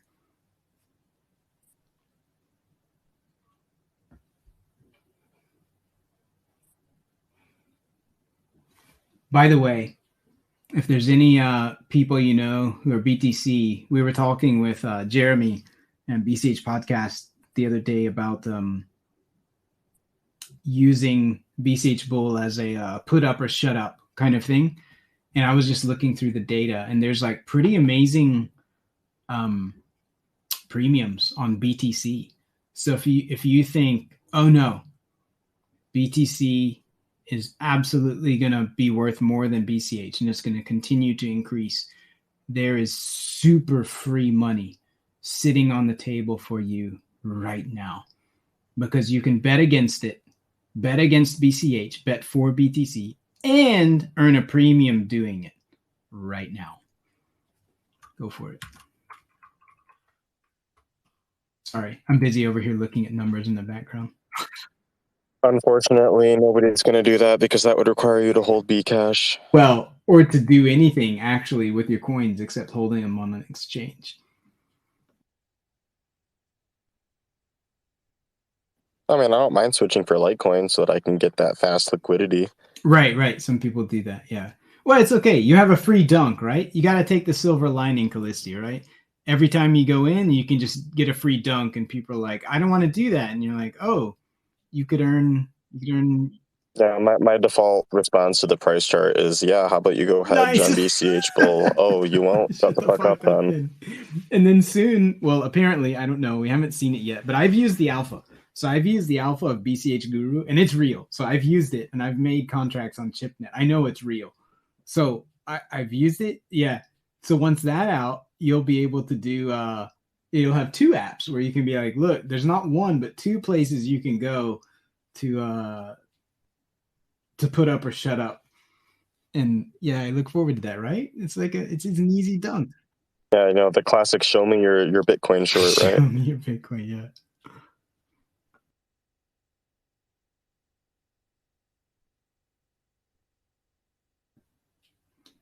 Hey, John, I want to ask a controversial thing. Are you there?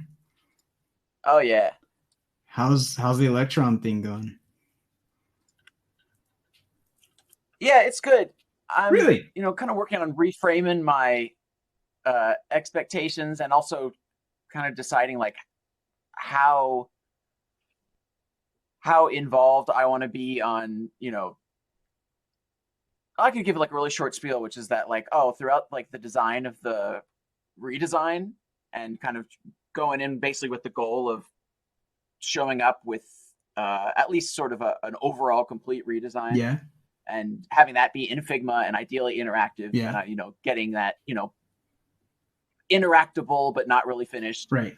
And then having done that as like, okay, so, it was great that people funded me and that they were willing to let me sort of give it a shot. And I'm sort of like long-term absolutely committed to like making Electron Cash kick ass.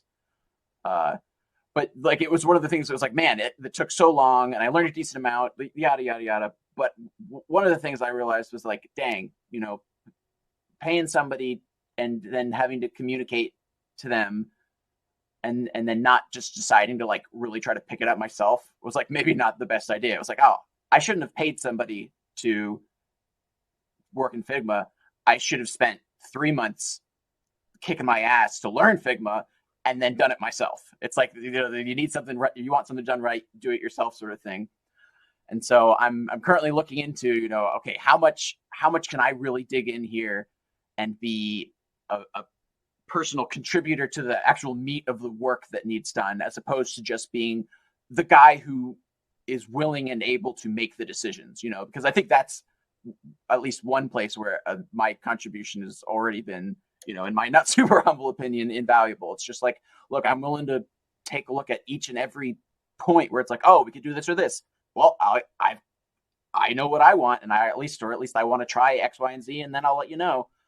But anyway, so that's why I'm in the process of looking into, working with QML and looking at the design tools, like Qt Creator and the Design Studio for Qt Quick, which is the QML side of things. Wow, okay, and, you're getting into it. So yeah, I'm at least like taking a look at like, okay, I've got beginner to, really I should say beginner programming experience to and exposure to intermediate programming concepts. So it's the sort of thing. It's like, all right, we'll see, what I can do, and who I can work together with.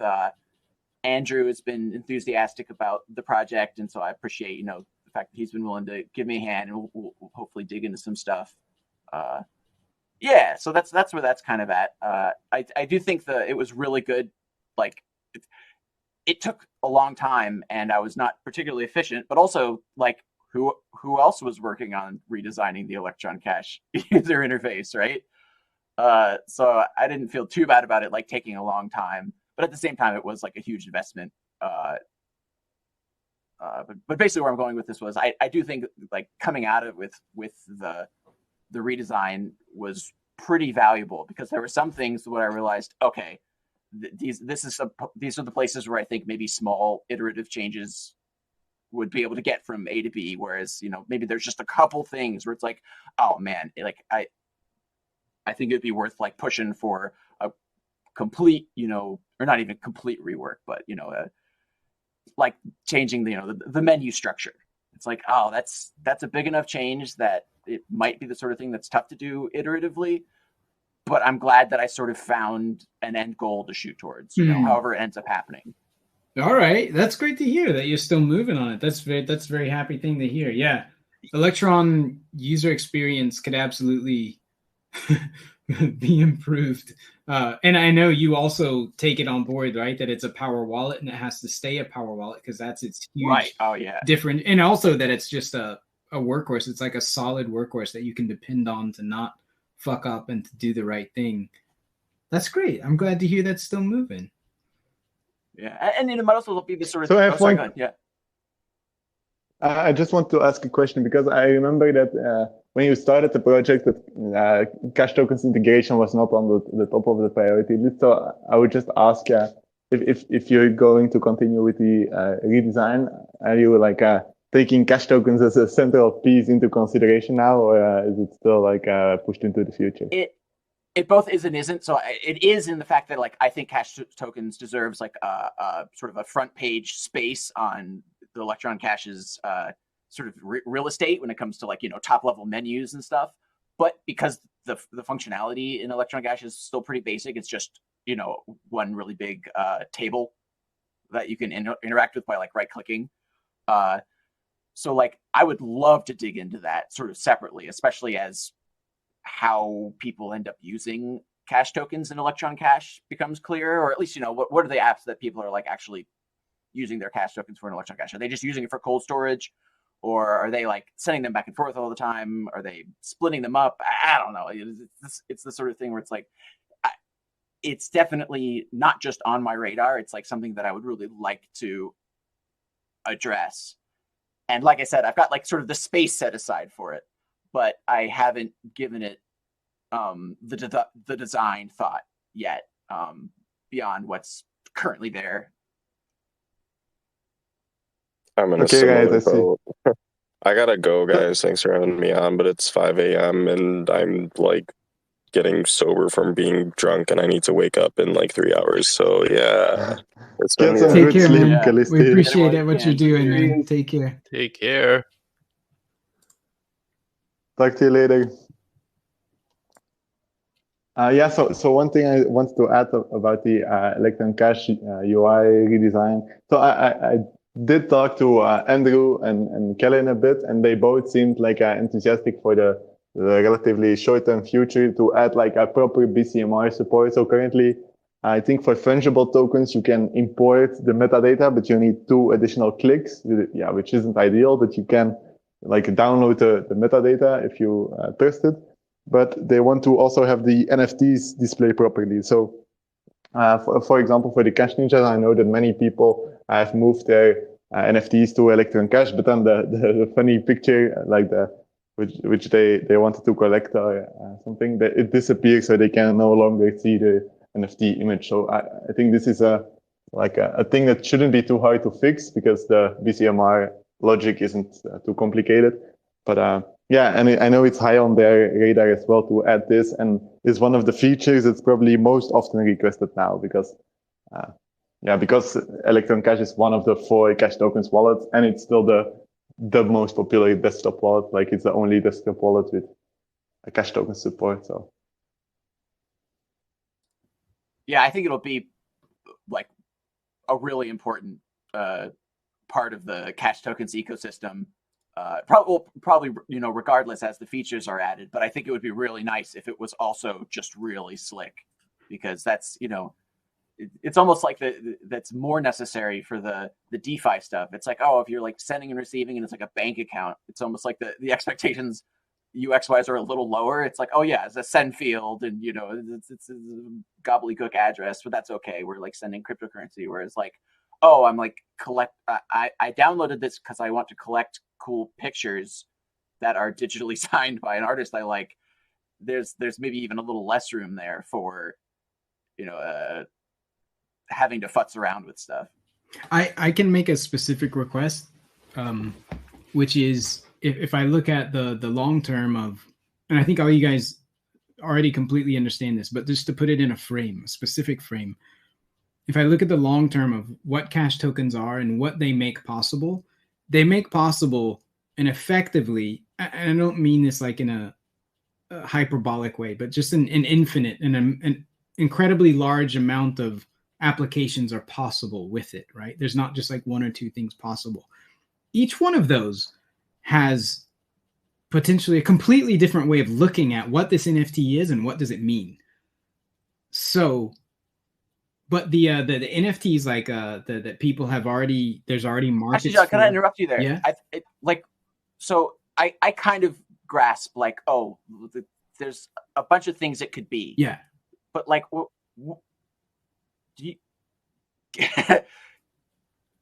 can you list a couple? Like, I'm trying to think. Okay, so it can be like, the number of tokens you have could be some amount that you can withdraw from a contract. It could be what like bajillion other things can they be? Okay, let me answer that second. The first thing I was going to say, no problem. Just my request or recommendation would be to say, if you believe that, and I'll try to convince you of that next, but if you believe that that's the case, then, but the first or early applications of it are like this very proven market of, graph, image NFTs, like you said, signed artwork that people have made, or other kind of representations like BCH Guru or whatever, Cash Ninjas or whatever is out there. Like, if that's your thing, there's a very proven market for that. It exists. I think the way to think of it is that's one application and that's one way of looking at things. And that shouldn't be elevated to the way of looking at things. That's a very dangerous thing to do, to bake that in as the way of looking at things. And so if I was thinking from a wallet perspective and I wanted to have really special support for a particular application, because a wallet, if I convince you of point 2, a wallet will never be able to support all the applications in a custom way. But if you want to support some particular very large applications, you would want to have like a zone for that, like a section for that in your wallet. So you would have, sending and receiving money, however that works, hopefully very smoothly. And then you would have a signed artwork type section, like you were saying, John. So if it were me, I would recommend thinking of it as an app, where that app is distributed. And there's not just one provider for that app. There's an unlimited number of providers for that app, but it follows a certain protocol of, you provide an image, you provide some metadata. This is information about who made it, about where it came from, about the number of it, how it was generated, whatever special stuff and attributes are associated with it or whatnot. And that would be an app. And that's a distributed app. And so you would have one way of you looking at that. Sorry. So that would be my recommendation, is how to look at it. As for what you can do with cash tokens, this is kind of like going back to the 1980s or the 1970s and being like, what can you do with a computer? You know what I mean? And back in the day, people were like, not very much. And it was true at the time. There's not very much you could do with it at the time. But what can you do with the combination of money and code any fucking thing. And it's not only money, right? But it's also identity. So, you know, the very obvious one that people have talked about forever, like since like 10 years ago or more, is you have an identity and you've bought some tickets for an event, and those tickets are an NFT, and I can take those NFTs to an event, and I can get access to the event by spending my NFT at the door. All right, I'm in, right? So this is tickets are one thing. The other one that Jonathan has talked about is I'm going to go make a AnyHedge contract and I get a token for that. Well, what does that token mean? Oh, it's a contract with various rules associated with it. And in this case, it's a forward contract, which some traders will know what it means. Other people won't know what it means. And I can convert that into, or I can wrap that up with by hiding all the complexity and say, this is a savings account. So here you are, you've saved $100 or you've saved 1 ounce of gold or whatever it is. That needs a particular way of looking at it. And that's an NFT that means a certain thing.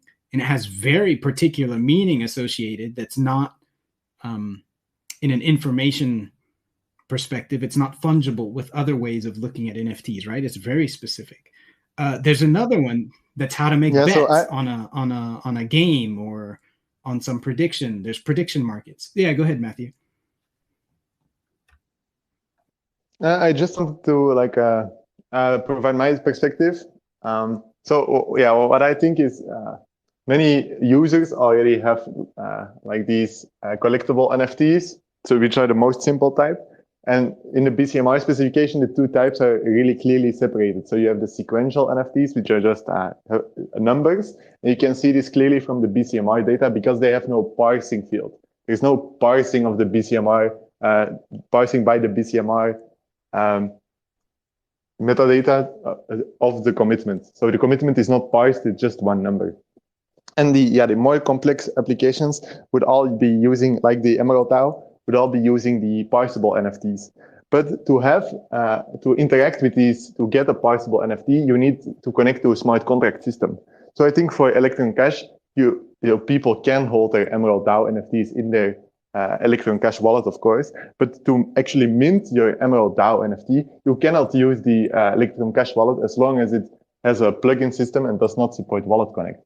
So I think this is also a quite foundational thing that Electron Cash was the first to be able to interact with smart contracts because it has a plugin system. But now that the plugin system is becoming, I think it will be more and more of a legacy feature, and which also because the internal APIs cannot change anymore, I expect it to be somewhat phased out or the plugin system to be broken in the future. So I think it will be it will become unmaintainable. So I think for Electron Cash specifically, there won't be many interactions with these dApps going on where you get these advanced NFTs. Still, people can send over from another wallet which does have Wallet Connect, which they use, for example, as a browser extension, MetaMask-like, for all their smart contract applications. And then they send their NFT over to cold storage or to their desktop wallet for security. But yeah, for in the short term, it's hard to build these wallet interfaces when there is no application taking advantage of them yet, or even the concepts are not very clear. So I think by just looking at the BCMR spec, you can clearly see the two categories. And all wallets currently have started just with sequential NFTs. And now, yeah, I want to do the experimentation with parsable NFTs, but no experimentation of that kind has been done. So indeed, it's hard to say how it will look like. What I envision it to be is just the Emerald DAO NFT, like it currently displays in CashNice in your list of tokens. It would just, if you press on the information button, you would, instead of the general text, it would fill in some extra fields. So you would have more information about how much specifically you locked up or about which date your Emerald DAO NFT will be able to unlock your funds, things like that. But for the really advanced prediction markets applications, it's hard to envision what kind of user interface they need. So I think if you have many users already asking for the simple type of NFTs and you want to delay this feature indefinitely until there's very complex applications, then you might be delaying it for years. So I'm really of the mindset to start with the simple thing first, and then see where things go. And you can still change. Like, these are low cost changes to separate the tokens into their own interface. It's not like you can't go back. This is not a costly decision. I think a costly decision for Electron Cash is, do we keep the plugin system? Yeah. This is something they should really think about. Do we keep the plugin system, or do we move to Wallet Connect, Cash Connect, something like that? Do we keep the plugin system? But where do we keep the tokens? Which page of the UI? That's an easy thing to change in the future. Like, you can be wrong, you can be very wrong, and change it afterwards. It's like just a patch away. So yeah, I agree with that. And the main point I was making before was not to think of tokens as a fungible thing, like where all tokens can be put into one box and you can look at them all in some kind of rational way. You can't expect that to happen. But like Matthew was saying, there's already this very well established application, which is these NFTs, the sequential NFTs. That's something that should be pretty obvious to, like, okay, put this up here and make it visible. Make it a particular thing that people can look at. Yeah, that should be a pretty straightforward thing. And actually, it's one of those things where once you accept that it's a limited perspective and in a limited frame, it makes it easy to be more creative and more make it more accessible and more fun to use than if you're like trying to solve everything, which is impossible. So yeah, like, make it specific and then have the fallback of, which Electron already has, the fallback of, I don't fucking know. I got a list of fungible and non-fungible tokens, and I don't know what these are. And that's fine, but here it is. Here's all the technical details about them. I don't know what these mean. And then the ones that you do know how to interpret have their own way of looking at them. Yeah, I think that's a totally good approach to it. John, like, that was like a 30-minute aside. Did that answer your question? Yeah, well, it's also, it's helpful to hear you guys kind of separate things that explicitly, and it's useful to think like, okay, so right now, it's the UI is basically just it's the quote unquote dumb one where it's like, all right, here's all your stuff. Is it fungible or is it not? And maybe that's the sort of thing where, I like I said before, I thought that I was thinking, okay, cash tokens deserve to be sort of like a, first class part of the UI, but maybe it's not that cash tokens deserve to be. It's that the way to get to the applications, okay, you want to go to the DeFi applications. Well, okay, here's your option to, do you want to look at your dumb list of all your tokens, or do you want to go into signed pictures, or do you want to go into whatever various other apps have been built out? And I think that's a pretty reasonable, and maybe it's the sort of thing I would end up with at anyway. But yeah, cool. I think that keeping things like, I don't know, I keep on using the word separate, but I guess it's not really separate so much as it is just like, dedicated. Oh, if there's a specific thing you want to do, it's not necessarily going to be on the cash tokens page. It's going to be on an interface for that feature. Exactly. And that's definitely something I'll keep in mind as it's something I tackle. And I think it really is important to have that backstop where it's like, I don't know what this is, but here it is. Because Electron Cash is a power wallet. It shouldn't ever be in the dark completely about things, right? So it should absolutely be aware of every single FT and NFT and BCH, UTXO sitting on your wallet. It shouldn't ever be unaware of things or able to like deal with them in some fundamental way. But at the same time, there's literally no way that it's going to know about everything. So like Matthew said, it's going to need other ways of interacting with those if it's going to interact with them. But in the meantime, at least it needs to be aware of them, and it's unreasonable to expect it to understand all of them. It just has to be able to show like, hey, I've got this thing. I don't know what it is. That's the minimum. And I think that's what Callan did already, right? He did more than that, but that's what it does already. It shows you, I've got all these things. I don't know exactly what they are, but I got them. And then you can add user experience on top of that. Yeah, absolutely. And it'll be something to think about as far as, okay, well, how many, at what point is there going to be so many potential DeFi type applications that, you're going to have to deal with organizing them separately. But luckily, from an iterative approach, that's not really an issue. Like sort of Matthew said, there's a couple use cases that people are already doing. And so there's really no reason not to focus on supporting those use cases with a killer UX. And then, okay, we've got, too many things people are using. That's a great problem. Let's figure out right, yeah. better. Oh my God, there's too many apps. What are we gonna do? Yeah. So I think, and also it's because I listened to a lot of like founders talk recently. They talk a lot about the difference between small and big decisions. So small decisions are like a two-way door. So you can try something out. If it doesn't work, just change it back. But you also have one-way door decisions, and these are then costly decisions that are very hard to reverse, and maybe and would spend a lot of time working on one direction. So, for example, for Cashionize, I feel a one-way door decision was to do a complete rewrite of the whole wallet in a different framework. So this was something I thought very well, very hard about before proposing this and before starting on the actual rewrite, because it would take months of no new features, and then you just end up with the same thing but with cleaner code and maybe with type safety and things like that. So you get a bunch of advantages, but it also takes a lot of time.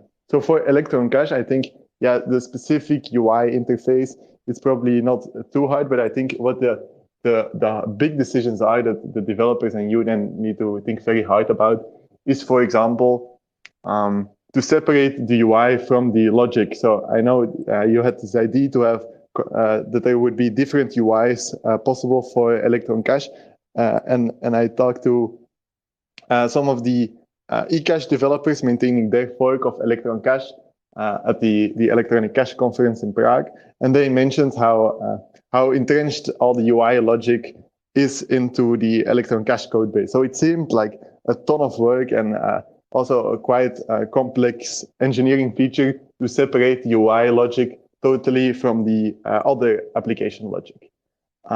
So something like this is a decision that should be like thought long and hard about, and also be investigated, like the scope of the actual undertaking before it is started, because this might be like a bad decision afterwards, right? Or it might be too much time and then abandoned halfway through, and then a lot of resources would be wasted. And the same, in my opinion, is true for the plugin system. So the plugin system they added is something unique to Electron Cash. I don't think any of the other forks of Electrum have it. And it's also, it's interact with smart contracts, but it also becomes a maintenance burden because you have this system and it's not reusable. So for app developers, we saw some experimentation with, for example, Licious Mecenas or with recurring payments. But the user base also was, besides Flipstarter, there has not been like a popular plugin. So maybe like the Flipstarter plugin can be like standardized somehow. And the rest of the plugin system can be depreciated, and this would allow for room for them to research other options, for example, using these lib2p wallet connect type protocols. But I think as long as Electron Cash is focused on maintaining this plugin system and making sure it doesn't break, this becomes a huge maintenance burden. But I think it's also a big decision to decide, going forward, what will we do with this plugin system? Are we confident that this adds value, or is this more of a burden? Are we confident that people will build apps using plugins, or do we think that a system like we see on Ethereum with connecting to wallets and then the wallet presenting the transaction before signing, that is more of the future? Oh man, it's such a slam dunk, easy case once you've actually used the plugin system to say that the plugin system cannot continue, like it has to die. The one for Electron Cash, because it gives so much power to the plugin. Your plugin has absolute control over your wallet. I don't know if people really realize, like when we made the Flipstarter plugin, we put all kinds of warnings, right? It's like, you really need to trust this plugin because it has way more power than you might think it does. So yeah, the plugins have got to go, more or less. It seems obvious that, like you were saying, Matthew, it's got to turn into something like Cash Connect or something like that, where there's just like this clear line and like, here's the wallet on my side and we communicate with apps, and the app could say whatever the fuck it wants and we'll still be able to communicate with it. Yeah, that seems like an obvious feature. I haven't heard any alternative to that, although of course I'd love to hear one. That's the native app path, right? That's where all the wallets are headed, I think. It's just a natural evolution that's going to happen. Yeah, and it'll also be interesting to see. Yeah, I agree. No, I just want to mention that the native wallet path, like connecting to applications, and like it's just a general direction that we see multiple wallets taking. I don't think there will be one native wallet app which dominates. Maybe we will see something more like Ethereum and MetaMask, but I see something more like a collaborative where we have multiple wallets which all try to support the same applications, like through these wallet connect or cash connect protocols. So they all see what are the application builders doing and then try to add value for their users by enabling them to talk to these applications. I honestly see it like web browsers and other kind of foundational layer things. Money, right? Money is really foundational. At some point, it sinks into the background and gets dominated by some small number of players. But at that point, like, everything's standardized and everything is protocols at that point. And so there wouldn't be much place to compete on, per se, because it's all going to be quite well established. Like, yeah, there's apps and there's things people need to do, and then you got to manage your private keys, and there's not a whole lot of sexy room there to make room for stuff. So it's just going to be a background kind of service that's available, and the real action is going to be in protocols and apps. I don't know. That's how I see it. I see wallets falling into the background eventually.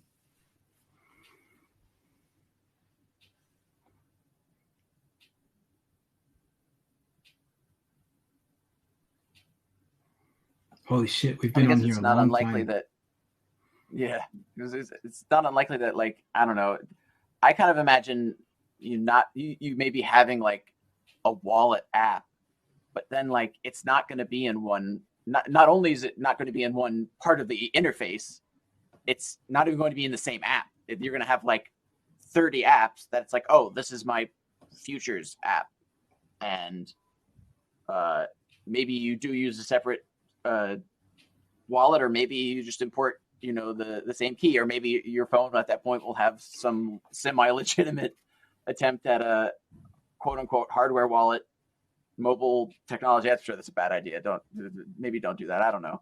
It will. No, it will. It'll be built into the phones, right? If you think big, if you think success, like P2P money is actually successful, of course, phones, devices, PCs, operating systems, web browsers will build it deep into the fundamentals of whatever it is, because it's money, and that's how you pay for things, and that's how you incentivize things. So it'll absolutely be built deep into the infrastructure of all kinds of things. There's no question about it if it's successful. And then ideally, yeah, you'll just have access to that part of your hardware or firmware or whatever from the various, either 200 or 500 apps, depending on how financially, literate you are, or I shouldn't even say financially literate, but how active you are in using your money for finance. Because, it is kind of interesting when you think like it's going to revolutionize a lot of stuff just because the send and receive use case is like crazy mind blowing. But also, like, there's going to be a bajillion other things, and I guess that's one thing I'm particularly curious about. Is like how much is the average person going to use? You know, is the average person going to be like hedging bets and you know, I don't know, do stop loss, short, leverage, various jargon things. And of course, they might be using things that have products that are effectively those underneath, but they don't know about it. But that will be real interesting to see.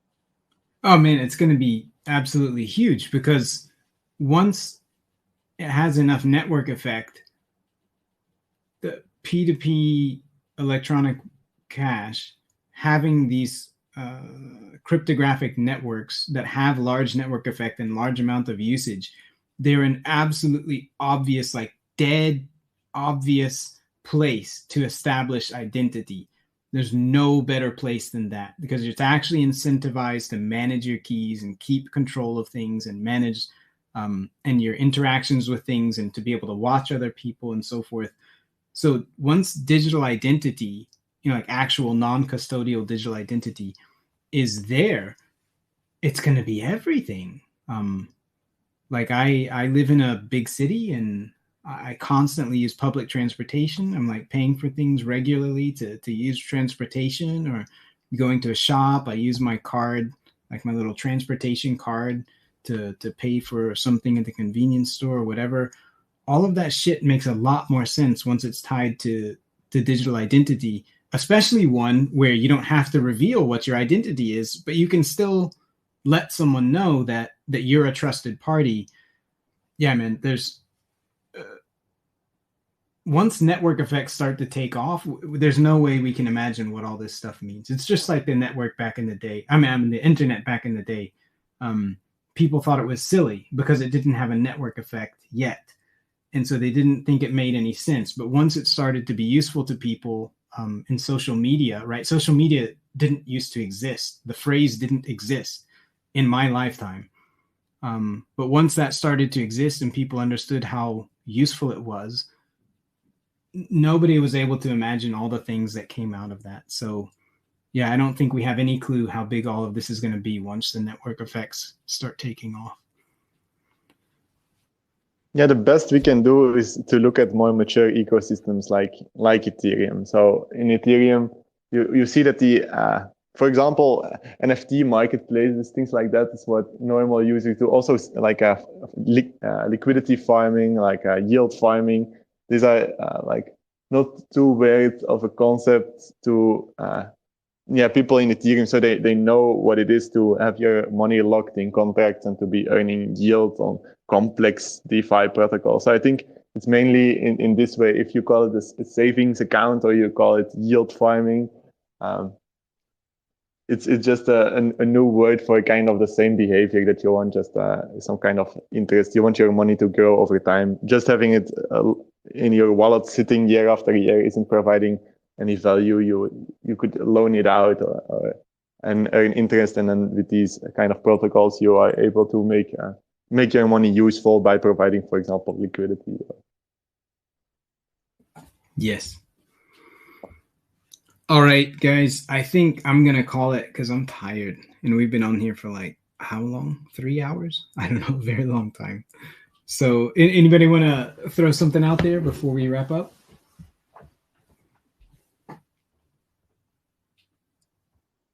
I just wanted to say that I'm very excited about the upcoming year and everything we have planned. So there's a lot of big plans. For example, with CashCrypt, we are working on the debugging tools. That's exciting. I want to make like a video about this.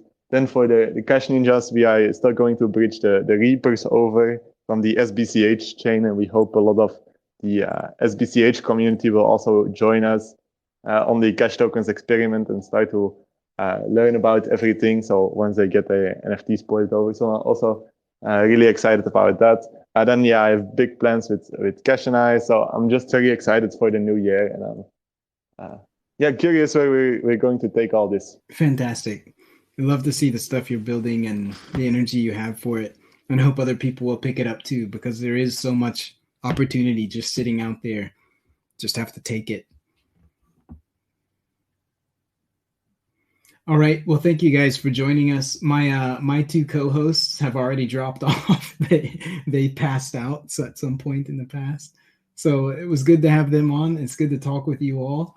And I hope you'll all have a great new year, and we'll see you on the other side. Cheers. Bye-bye. Cheers. Bye-bye. Happy New Year. Yeah, Happy New Year. Take care.